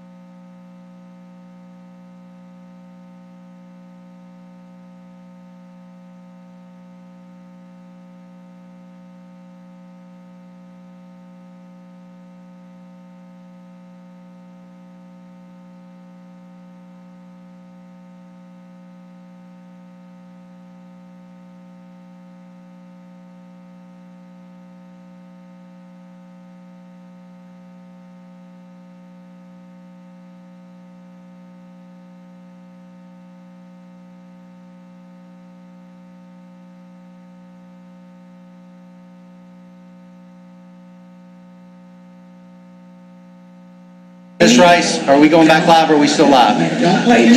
Okay, thank you. Y'all been live the whole time. I don't care. We know. Oh, I didn't say. I don't have a problem with that. Nothing I say, everything I say.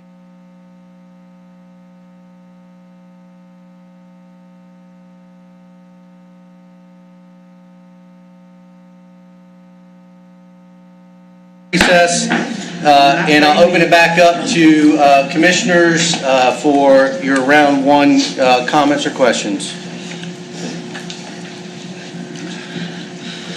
All right. Any information, any additional questions or comments on this item? Commissioner Tyson, you're recognized. Thank you, Mr. Chairman. And first, I'd like to say thank you to the staff. County Manager, thank you for, I know your staff worked very hard to put this information together in a short time period, and we appreciate all of your efforts and works that you've done. I'd like to start off, Mr. Chair, by just stating that I think anytime government looks at alternatives and ways that we can deliver services at the highest level we can, that's part of what this body's here to do, Mr. Chair, is to look at strategies, alternatives, and to research those strategies and alternatives for the community. And I'd like to echo what my colleague, Commissioner Adams, said. While this initial process has been a good start, I do think there's other voices that need to be heard at the table. And I agree with him in terms of our military partners, our stakeholders, the judges, the hospital, the sheriff's office. So, Mr. Chair, I would be supportive on engaging with those groups as well to get their input and feedback, because this is an important process. And I do believe this does, in the Vice Chair's words, needs to be a comprehensive and multi-dimensional evaluation of our human health services infrastructure. And so, there's a lot that we have to weigh. There's a lot that is open for discussion, Mr. Chair. And so I'd certainly would like the opportunity to hear from our partners at UNC and hear what they have to say as well. And I think that would be a logical next step, Mr. Chairman. And I yield my time back. So understand, Commissioner Tyson, you would like to have the School of Government brief that we didn't get today, and then ask our staff to engage the stakeholders and the partners that Commissioner Adams spoke about as well. Yes, sir. Okay. Just capturing this as we go. Vice Chairman Jones, I see you're recognized. And thank you, Mr. Chairman, because what I would like to say, because as we all have human error, I want to make it really clear as we work together, we might have different perspectives. First of all, like I stated, County Commissioner at Large took 42 years for me to get here, be the second only woman. Number one, let's be real clear, and as a commissioner. Number two, as a liaison for the Department of Health and Social Service Board. Now, I believe in protocol. I respect our legal department. I respect everyone I work with, and I respect our manager. But if I ask, because I'm learning, I have a lot to bring to the table, and I'm learning as I go along. But my expectation of work is, I feel we all have different expectations, even our community. But if I ask something and I state, tell me the guidance, the direction, the policy, and procedures, because I'm all about, used to be a paralegal, of that, doing things in legal and decency and order. So if on the 13th, if I ask what is required and what is needed, pull the record. Reporters, yourself, as independent residents. So when I state and ask what is required for me to get my commission request, which I thank you as my equal partners, as the only woman up here as Dr. Council was out, male partners, I'm going to respect and request that respect. So just as I'm learning as I go, and I entrust you, Chairman Deviere, and my other partners, and also counterpart, Mr. Greer, when I state what is required, because I want to keep it legal. Thank you, Mr. Rick Melford, our head attorney. So when I send out emails, let me be real clear as the People's Commissioner. I'm going to ask in meetings, just as I did, informational session on April 13th. What do I need to do to assure at this meeting to make sure employees, community concerned leaders, and that of the community itself, residents, family or individuals, get what they need? So when I am told that what you need to do today, and thank you because Andrea Tappy does a great job, our executive deputy clerk, and I the clerk. So when I am told from a county manager that you need to submit on this date, April 13th, to be a commissioner request for things you want to go into place, I entrust my team, Chairman Debbie Ayer, and everyone else that's been here long years, more than me. Elected in 2022, like I stated, as the only second woman, don't even try to cut me off. And the other managers, this is a team collective. I did what I was supposed to do here in my community. So now, as we do have, give grace to people, I don't see on the commissioner's request, but I appreciate they have yours on there, Chairman Debbie Ayer, to the other further discussion. So I'm gonna take this opportunity now to state what my commissioner request was, because it's not on the commissioner request, and I asked you all, I don't know it all. Y'all been in this business a little bit longer than me. So when I asked on April 13th, when my other commissioners weren't here, and we moved forward with the vote, Commissioner Tyson, Commissioner Patel, Chairman Debbie Ayer, to move forward with this reconsolidation of exploration for the staff to do that of consolidation, and I wasn't informed respectfully as the liaison, because respectfully as I told people, you weren't here, Commissioner Adams, you weren't here, Commissioner Faircloth, and I wasn't granted the respect, in my opinion, of 5 weeks to wait for everyone else. So since we're going to do this in decency and order and vote recall, and that wasn't given to me, and then I was allowed at least the opportunity, advocating for my community of that as a liaison for the Public Health Board and DSS, to at least be given a informational assistant, which is not correct on record. At that time I said, I want to do it correctly. What I need to do. Manager Greer, and you said nothing either in dispute, Chairman Debbie Ayer, what do I need to do on this date for our, not just my community, to ensure that all information has been put forth? And now I look at an agenda. I'm glad, Chairman Debbie Ayer, that your stuff is on here, but mine's not.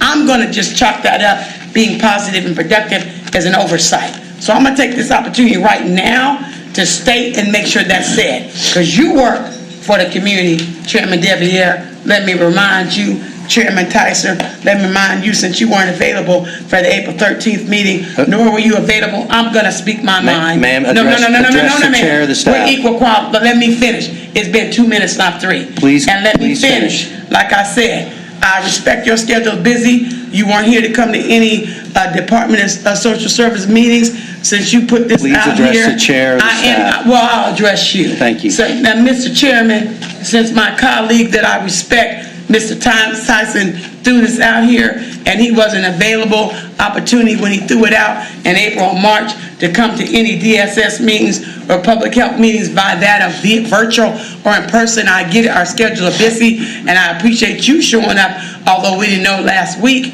Let me be real clear, since it is subject to my heart as everything else. I want to make it known as I move forward. Since it's not on the agenda, although I did what my manager, which is gratefully very experienced in yourself, it's not on the agenda as I requested and did that of what I was told to do. Let me be real clear, and I mean real clear. This is a serious issue. It's been looked at in 2014, 2018. We're not here to pick and choose and frame what we want for the community when it comes to consolidation. With that being said, my concern is this, and I do want the input. Since you are here today, I respect that, and you've been here for years, Commissioner Faircloth and Commissioner Adams. I want what I requested in writing, let the record straight for those that I serve, but it's not on the agenda. I guess it's human error, because I said that I want it on there. I was told from you, thank you for your services, Commissioner Greer, that I need to put in writing. I did so on April 13th. Let me be real clear. I'm requesting now of that, this serious issue, let me finish respectfully in decency and order as I ask for guidance. I want the input, since they're here now, because yourself, Chairman Debbie Ayer, and yourself respectfully, because this is a democracy vote as we represent the people, I was outvoted. I asked for a week to wait for all board members to be here, and they weren't. You all respectfully didn't feel it was merit enough for our community to wait. So now that you are here, Commissioner Adams, and you've been here for years, and now that you are here, Commissioner Fairclough, and the seriousness, because we represent our community, all of us, whether 1 year, 2 year, 5 years, I am requesting now my question, input of feedback that I couldn't get on the 13th. I was denied to wait to put on hold, because we're not going to frame this for our convenience to push stuff forward. So I am asking right now, in front of my community, Gladys on record, those here, it's been 3 minutes going on 4, since I know you keep a clock on the watch. I'm asking you, colleague, Commissioner Adams, since you've been here through 3 other concerns of consolidation, and Commissioner Fairclough, I want to know right here on this time, call it out. Please. We ain't doing no behind the scenes. Let me finish. Please address the chair. Thank you. Well, Chairman Deviere, I'm asking, requesting, because we're all adults and we all serve and we're equal colleagues. I want to know from you, Chairman Adams, since you were not here and I was voted against waiting for you to be here, and you, Commissioner, also Fairclough, your input, because I was outvoted. I respect the democracy of that of governance. What is your input with all this, since we've been through it 3 times before, and both of you all have on this board longer gentivity than the Chairman Deviere, myself as Vice Chair, and also that of Commissioner, respectfully, Patel and Tyson. I didn't have the opportunity to get your input then, as I do now, and I want that, and I want that for that of the community that, let's be clear, I don't care what title, what district, that we all serve. So I address that to you, Chairman Deviere, but really, since we're all colleagues, I want to hear from Chairman Adams, because he didn't get a chance to be here. He wasn't here for that vote for this to move forward for the 3rd time. And I want to hear from Commissioner Fairclough, of which I'm sure you and Commissioner Tyson and Commissioner Patel don't have a problem, since we work collectively. Thank you, Let Vice me Chairman. don't cut me off. Thank you, Vice Chairman. No, You let have me 30 finish seconds my to close up. Yeah, you're gonna let me finish You have my 30 sentence. seconds to close And thank up. you, like I stated, because don't just let me be able to close up when it's comfortable for you. have 30 seconds 4 to minutes close. exactly. 30 I want to seconds hear to from close. my colleagues, and I appreciate that with these uncomfortable conversations. Thank you, Mr. Chairman. Thank you. As I've done that in less than 4 minutes. Thank you, Vice Chairman. You're We're gonna welcome, move- Mr. Chairman.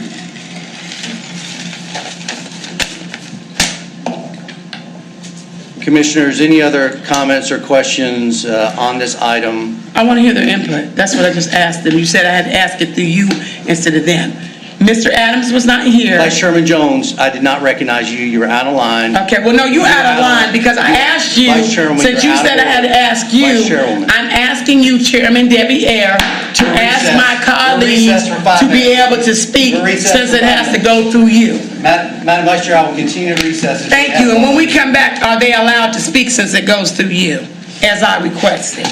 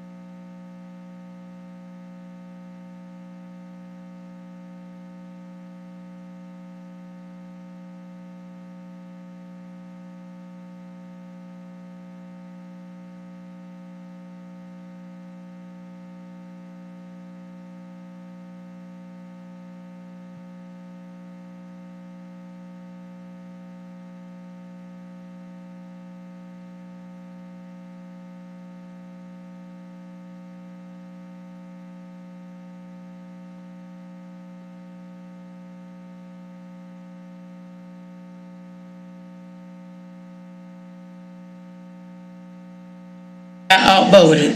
Board, we're going to go ahead and come out. Let's be real clear. Board, we're going to go ahead and come out of recess. I made that clear, Mr. Clifford, but I got outvoted. Board, we're going to come out of recess. I'd appreciate everyone adhering to the procedure, rules and procedures. You're recognized by the chair if you speak, and you speak to the chair in your comments. At this time, we're going to go ahead and move forward. No more discussion on this item. The chair has the ability to. The chair has the right to close out an item. Commissioner Adams, you have something before I finish? Yes.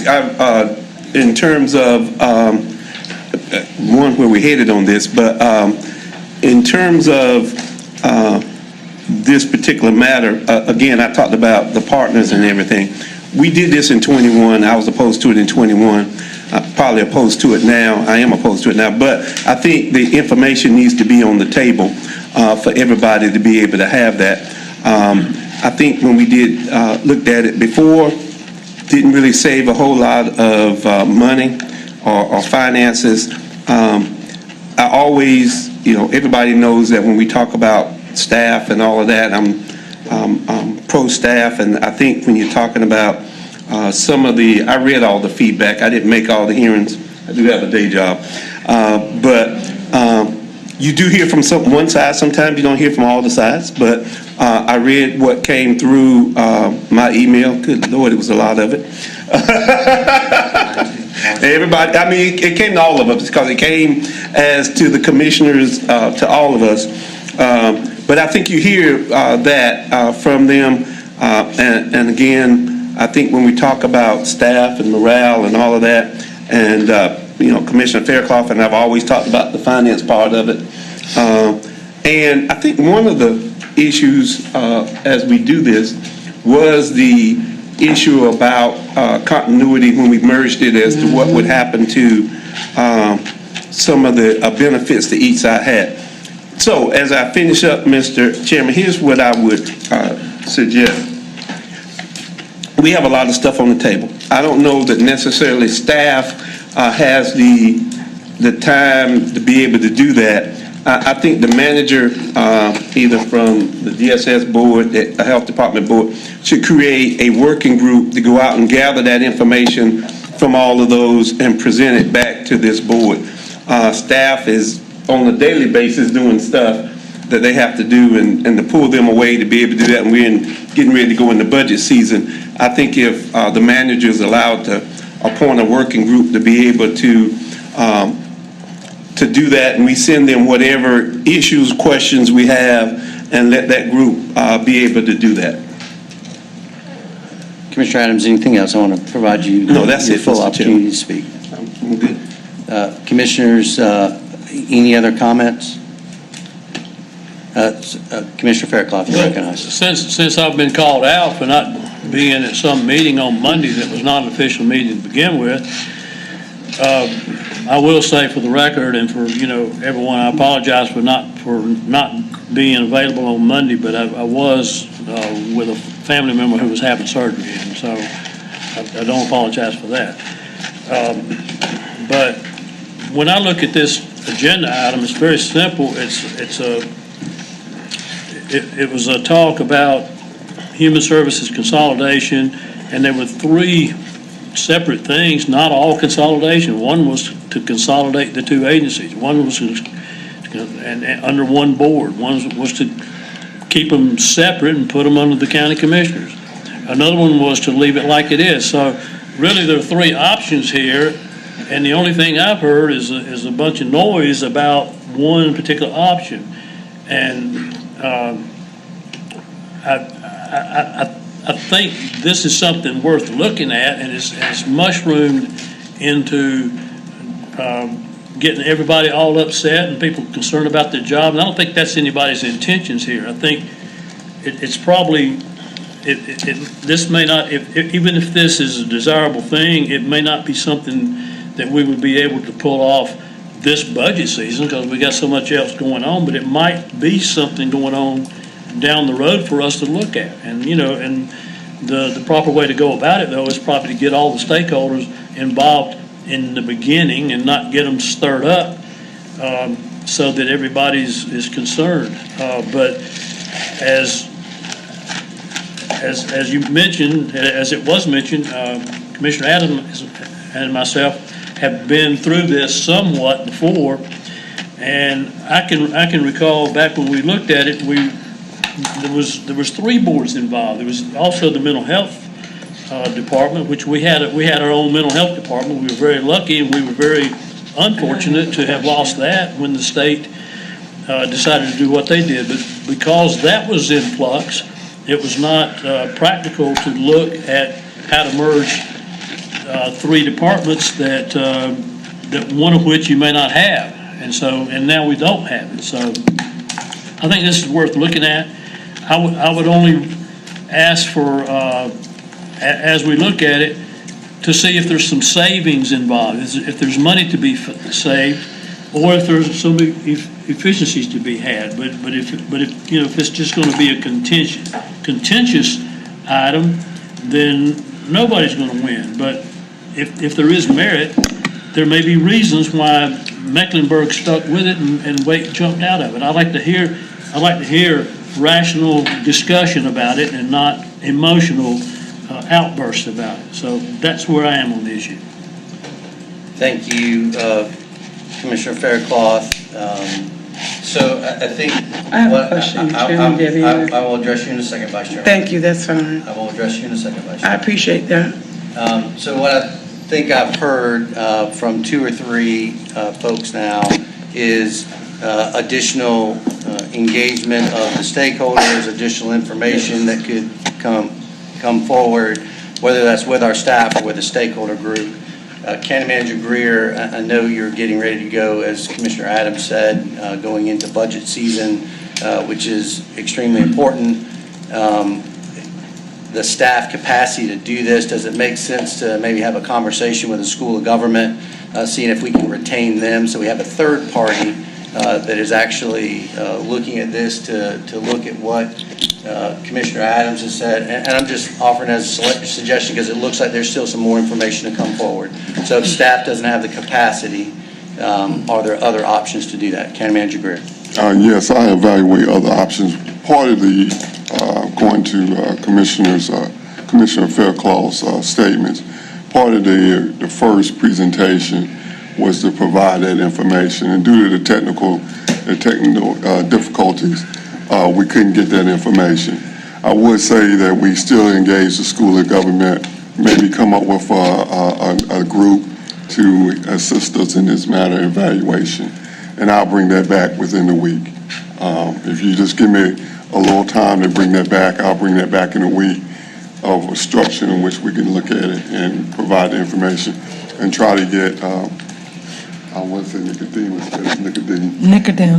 Nicodem here today back to do the formal presentation, because she was going to provide information on the 3 different options, really the fourth one being as we stay as we are, but she was going to provide that overview of what each one meant and how you implement it and all of that. So, Board, so County Manager Greer, I hear you want a week to kind of come back to give a game plan on how to gather the other information that was discussed, the other input, and then find a time that we can look to have the School of Government briefer come back. Is it logical to say at our next agenda session we can look to do that in that time, to try to do that on that time frame? That gives us 30 days, a week to put together the information, bounce it off of the commissioners, make sure you've got input. yeah, the next agenda session would be fine, if it's agreeable to the board. Commissioners, input on that, not on other statements. I want to get direction to the county manager before we finish. So is there input on that specific path? You go to Mr. Patel. He hasn't said anything yet. But mine is, if we're talking about all those partners, let's be realistic. I don't know if you might do that in a week, but I don't know they're coming back in 30 days. I know. And so, there's no reason to set unrealistic timelines. So I don't believe 30 days is going to be, if you put this group together, they got to meet first to determine where they're going. They're going to talk to the School of Government. I would say the School of Government 30 days. Huh? Him put together the plan on what that would look like with with who you're going to talk to, the time frame to do that. In 30 days, bring back the school of government. Oh, just bring them back to do their little presentation. Yes. Sorry, I was not clear. That's right. I just got to figure out, okay, Allow the I got you. manager, allow the manager Yeah. to look at his capacity, lay out the working group. Okay, I got you. and move forward. Okay. Any other questions on that direction? Commissioner Patel. Just have a comment quickly. I think allowing county manager and his team an extra 30 days will give us time to look at this more objectively. And as we've learned from kind of our coffee with commissioners today, get with the stakeholders, make a plan. I definitely would like to see the school of government come in and give their presentation. I think that it's going to be a lot of valuable information. Vice Chairman Jones, you have comments on this course of action? Yes, I do, Mr. Chairman, and let the record reflect, because I feel insulted and disrespected. As the Vice Chairwoman, County Commissioner at Large, the only second woman in 42 years to be elected as a Vice Chairman, let the record reflect. All this information that my male colleagues, of which I've supported, are stating, and let me make it real clear. Commissioner Fairclough, as you've been here for probably about 16 years or plus. Please address the chair. Chairman Debbie Ayers, we're not children. Let me make it real clear. You can laugh if you want, Mr. Commissioner Fairclough. Let me make it real clear, Chairman Debbie Ayers, as I've supported, matter of fact, was the deciding to vote to get you in that chairman's chair. I'm not going to have this. Now, I'm up here, and we all know that Commissioner, as we respect her as the Queen, council member, council has not been here physically for various reasons. But I'm not going to sit here and play this game and be disrespected. As like I said, I was the deciding vote, which is why you are the chairman in the first place. But let me be real clear, Mr. Chairman, as all these other male colleagues, I do not appreciate the disrespect. By the way, Manager Fairclough, you've been here 16 years plus, let's be clear, and also Commissioner Adams, as when this was brought to attention, I am the one, Vice Chairwoman, County Commissioner at Large, that stated, let's not move forward. Let me be clear, because all of my colleagues that clearly I respect, that don't give me the same courtesy, I stated that, and I appreciate you being here, former, as I see you in the corner, Charles Evans, as you won the primary. Let's be clear. I don't care if you're male or female. I give fair equality that clearly maybe some of my colleagues don't. So when this vote went forward, for the record to state, when you weren't here, Commissioner Fairclough, and I advocated that you should be here because I do my homework, and it's the same for you, Commissioner Adams, before we go into this for round 3 as 2014, 2016, and 18. Let the record state, as you can pull the record, it was voted against, not a good move for consolidation. I'm the one that advocated, and you don't have to give me the same respect or courtesy that you all be here, but before we move direction, but I was outvoted by Chairman Debbie Ayers, I was outvoted by Commissioner Patel, I was outvoted by Commissioner Tyson, and I state that to say, as I know my time is coming short, it's been 1 minute, Chairman Debbie Ayers, be clear. When I say these are the people's seats, I mean it. And it's insulting to my intelligence and to all women, black, white, Indian, or green, that I'm hearing suggestions and recommendations. Let the record state, pull the record if you want, request it be requested, that I put it in writing as I respect our male Manager Greer told me to do, and my other Chairman Debbie Ayers, you stated to direct you, and other policy people. So what we discussing today, let the community be known and stated. All these information that my counterparts that are male, I've put in writing from not only on April 13th to request, and it's a disrespect to me and prior, because this has came up about consolidation. And as the liaison for the Health Department and DSS, I did what I appreciate you and your team, again, male counterpart, Rick Mansfield told me to do. Let's be Moorfield, correction, to do. And when I did so, don't insult my intelligence or other women leadership at this table. And now we want to act like we just now hearing about this for the first time. And then when I was told protocol that of Attorney Rick Moorfield and your team, Mayor Mr. Greer, which I respect him, and my other colleagues that are male, do not insult me and other women leaders that are here at this table. And I appreciate you, leadership woman, that of Director Jackson. I appreciate you, that of leadership women of Dr. Green. It is an insult to my intelligence and to theirs. Pull the record, as I would appreciate you all to do. It is public record. Everything we're talking about today, I have put in writing and requested. So now we want to act like all of a sudden, because my male colleagues put forth what I've already stated, and as you stated, for your respect and give me the same due, Chairman Devier, the last time I checked, as a decided vote, which is why you're in that seat not once but twice, give me the same respect, because when I look on here and on, let me finish, I got 1 minute left, because I've only taken 2. Give me the same respect, because when your stuff goes forward that you request as a chairman, male commissioner, that's on here as a request, commissioner request on that of, let the record state, number 6. But I go through policy and precision as a woman in leadership, the only one other woman than Dr. Cancel. My stuff is not on there. It is embarrassing. It is appalling. It's disrespectful. It is not acceptable, and I do not appreciate it. So, Commissioner Fairclough, thank you for your service for 16 years. Get the record straight. When I advocated for you when you weren't here, my male counterpart, and I appreciate you were out of town as well, Commissioner Adams, but guess what?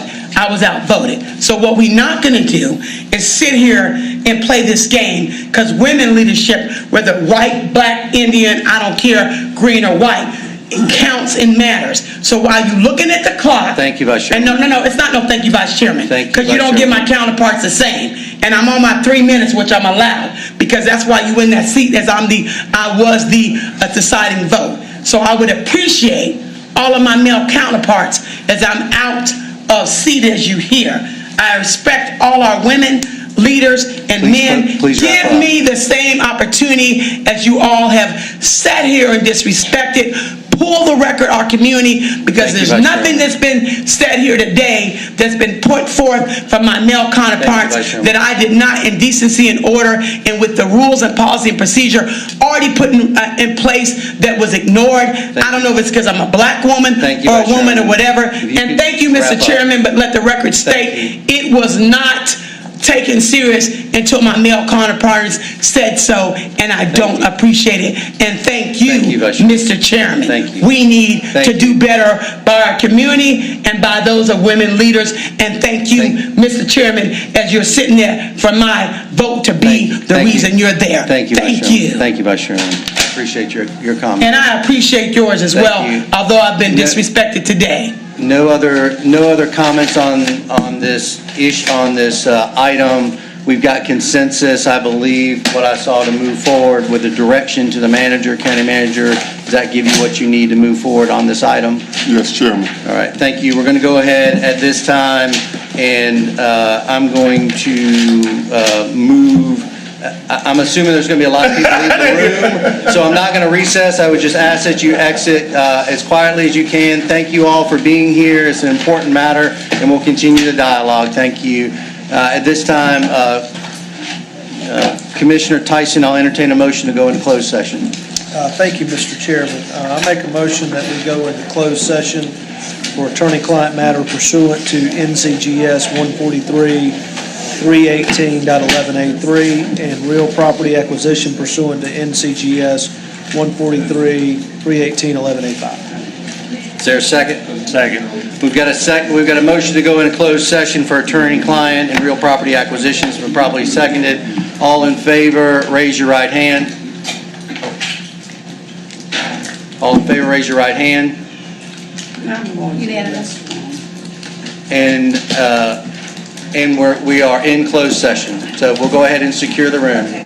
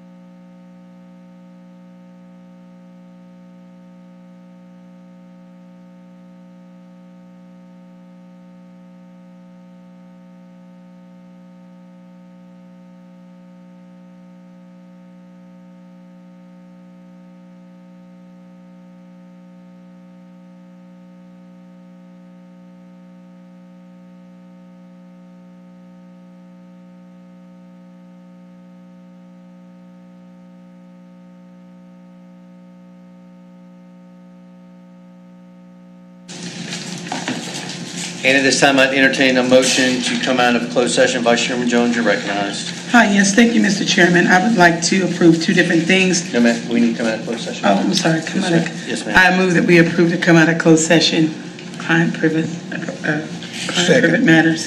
Second. We've got a motion to come out of closed session for attorney-client matters and real property acquisition. It's been properly seconded. Any discussion or comments on the motion? Hearing none, I'll ask for your vote. All in favor, raise your right hand. And Unanimous. at this time, we had two actions that we need to move forward. As a board, I will call on Commissioner Tyson for that first action. Thank you, Mr. Chairman. Based on the recommendation of the county attorney and the sheriff's attorney, the board moves to approve the settlement in case Adelia Pope versus NSW Wright, Sheriff of Cumberland County, and Western Surety Company, case number 25CV001140-250 in the amount of $9,000. Second. We've got a motion as presented, has been properly seconded. Are there any discussions or comments on that motion? Just a point of order, Mr. Chair. You're recognized, Commissioner I Tyson. just want to make sure, do we need a budget ordinance amendment referencing this as well? I included enough money in that one to cover it. I just did one, so it's just one budget ordinance amendment. Gotcha. Okay. Thank you, Mr. Chair. Any other questions or comments on that motion? Hearing none, I'll ask for your vote. All in favor, raise your right hand. Unanimous. And our next action, I will entertain a motion from Vice Chairman Jones. Yes, thank you, Mr. Chairman. Based on the discussion and that of recommendations from our county attorneys, I make a motion twofold. Number one, approval of the settlement case number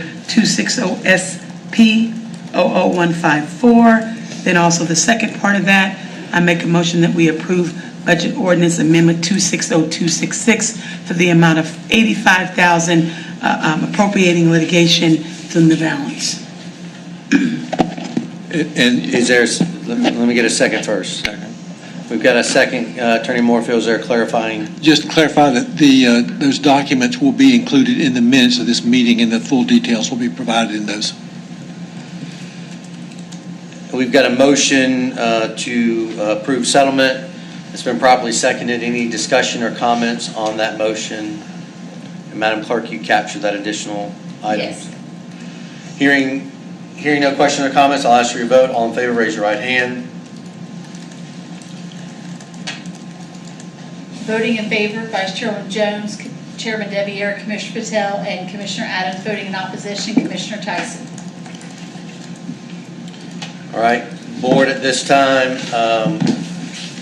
Commissioner Adams, you recognized. And just because, a lot of times we're in the agenda session and people don't believe that it's going to go to a meeting, but this is a final resolution of those matters. Thank you, Commissioner Adams, for that, for that clarification. And that's a good point. Attorney Moorfield, do you want to clarify the Yeah, legal side? that's a good point, and that was necessary because of the timing. These cases are scheduled for hearing before another meeting. Well, they say what meeting to go to? It's not going to go to any meeting. We approved it this meeting. Okay. So it's fine. That's what I, Yeah. Thank you, Commissioner Adams, for clarification. Attorney Moorfield, for your further clarification. Board, at this time, I'd entertain, based on we're about to lose quorum, I'm going to entertain a motion that we adjourn to Monday, April 20th at 4:30.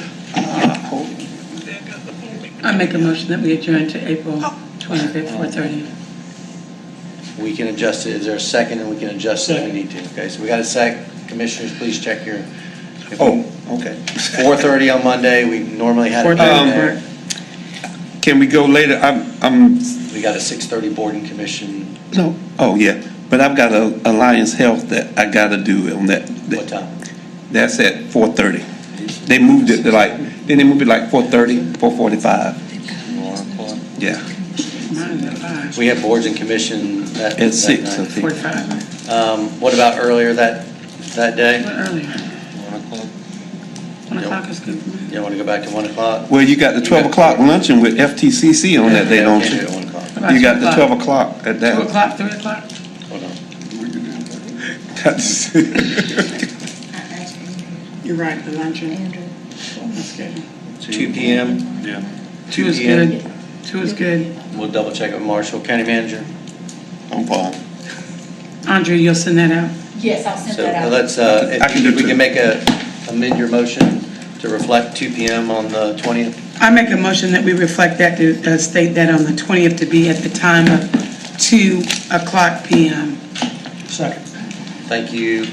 So we've got a motion to go ahead and adjourn to a date certain, and we will finish the rest of the items from today. That's the intent of the meeting. So we'll adjourn this meeting to a date certain of April 20th at 2 PM to conclude the items of business that were approved on this agenda.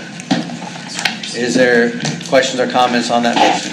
And I closed my calendar down, I mean, my thing down, but a lot of those things had no attachments on it. Will we get those prior to, because we get them when we walk in the room, and if we can get. Can I add? Yes, sir, Commissioner. On the project updates, we'll add information. We will go do the same format that we had in the past, but to make sure that we get the meeting moving forward, we'll make sure that we add those project updates, information, and republish the agenda. Thank you. So in moving forward, Board, and it's a little non-germane, but in moving forward, County Manager and I talked about, and staff clerk talked about making sure that we upload all the information ahead of time so that we have time, so we can move through these meetings because we have to review the items before we get here. And I know Monday is the short notice to be able to do all of that, so if it doesn't get done by this Monday, but at least going forward. But we have it for this meeting, so we would have had it today anyway, so all they have to do is upload it. So, Okay. any other questions or comments on this motion? Yes? Just one point of privilege. I just want to say, at one point in time in the meeting, I referred to Assistant Manager Bradley by her first name. No disrespect. I just want to tell her she did a great job and everything. Thank you, Chairman. All right, hold on, let's, we've got a motion on the table. It's been properly seconded. Any further discussion or comment on that motion? Let's go ahead and, all in favor, raise your right hand, Unanimous. and we're adjourned.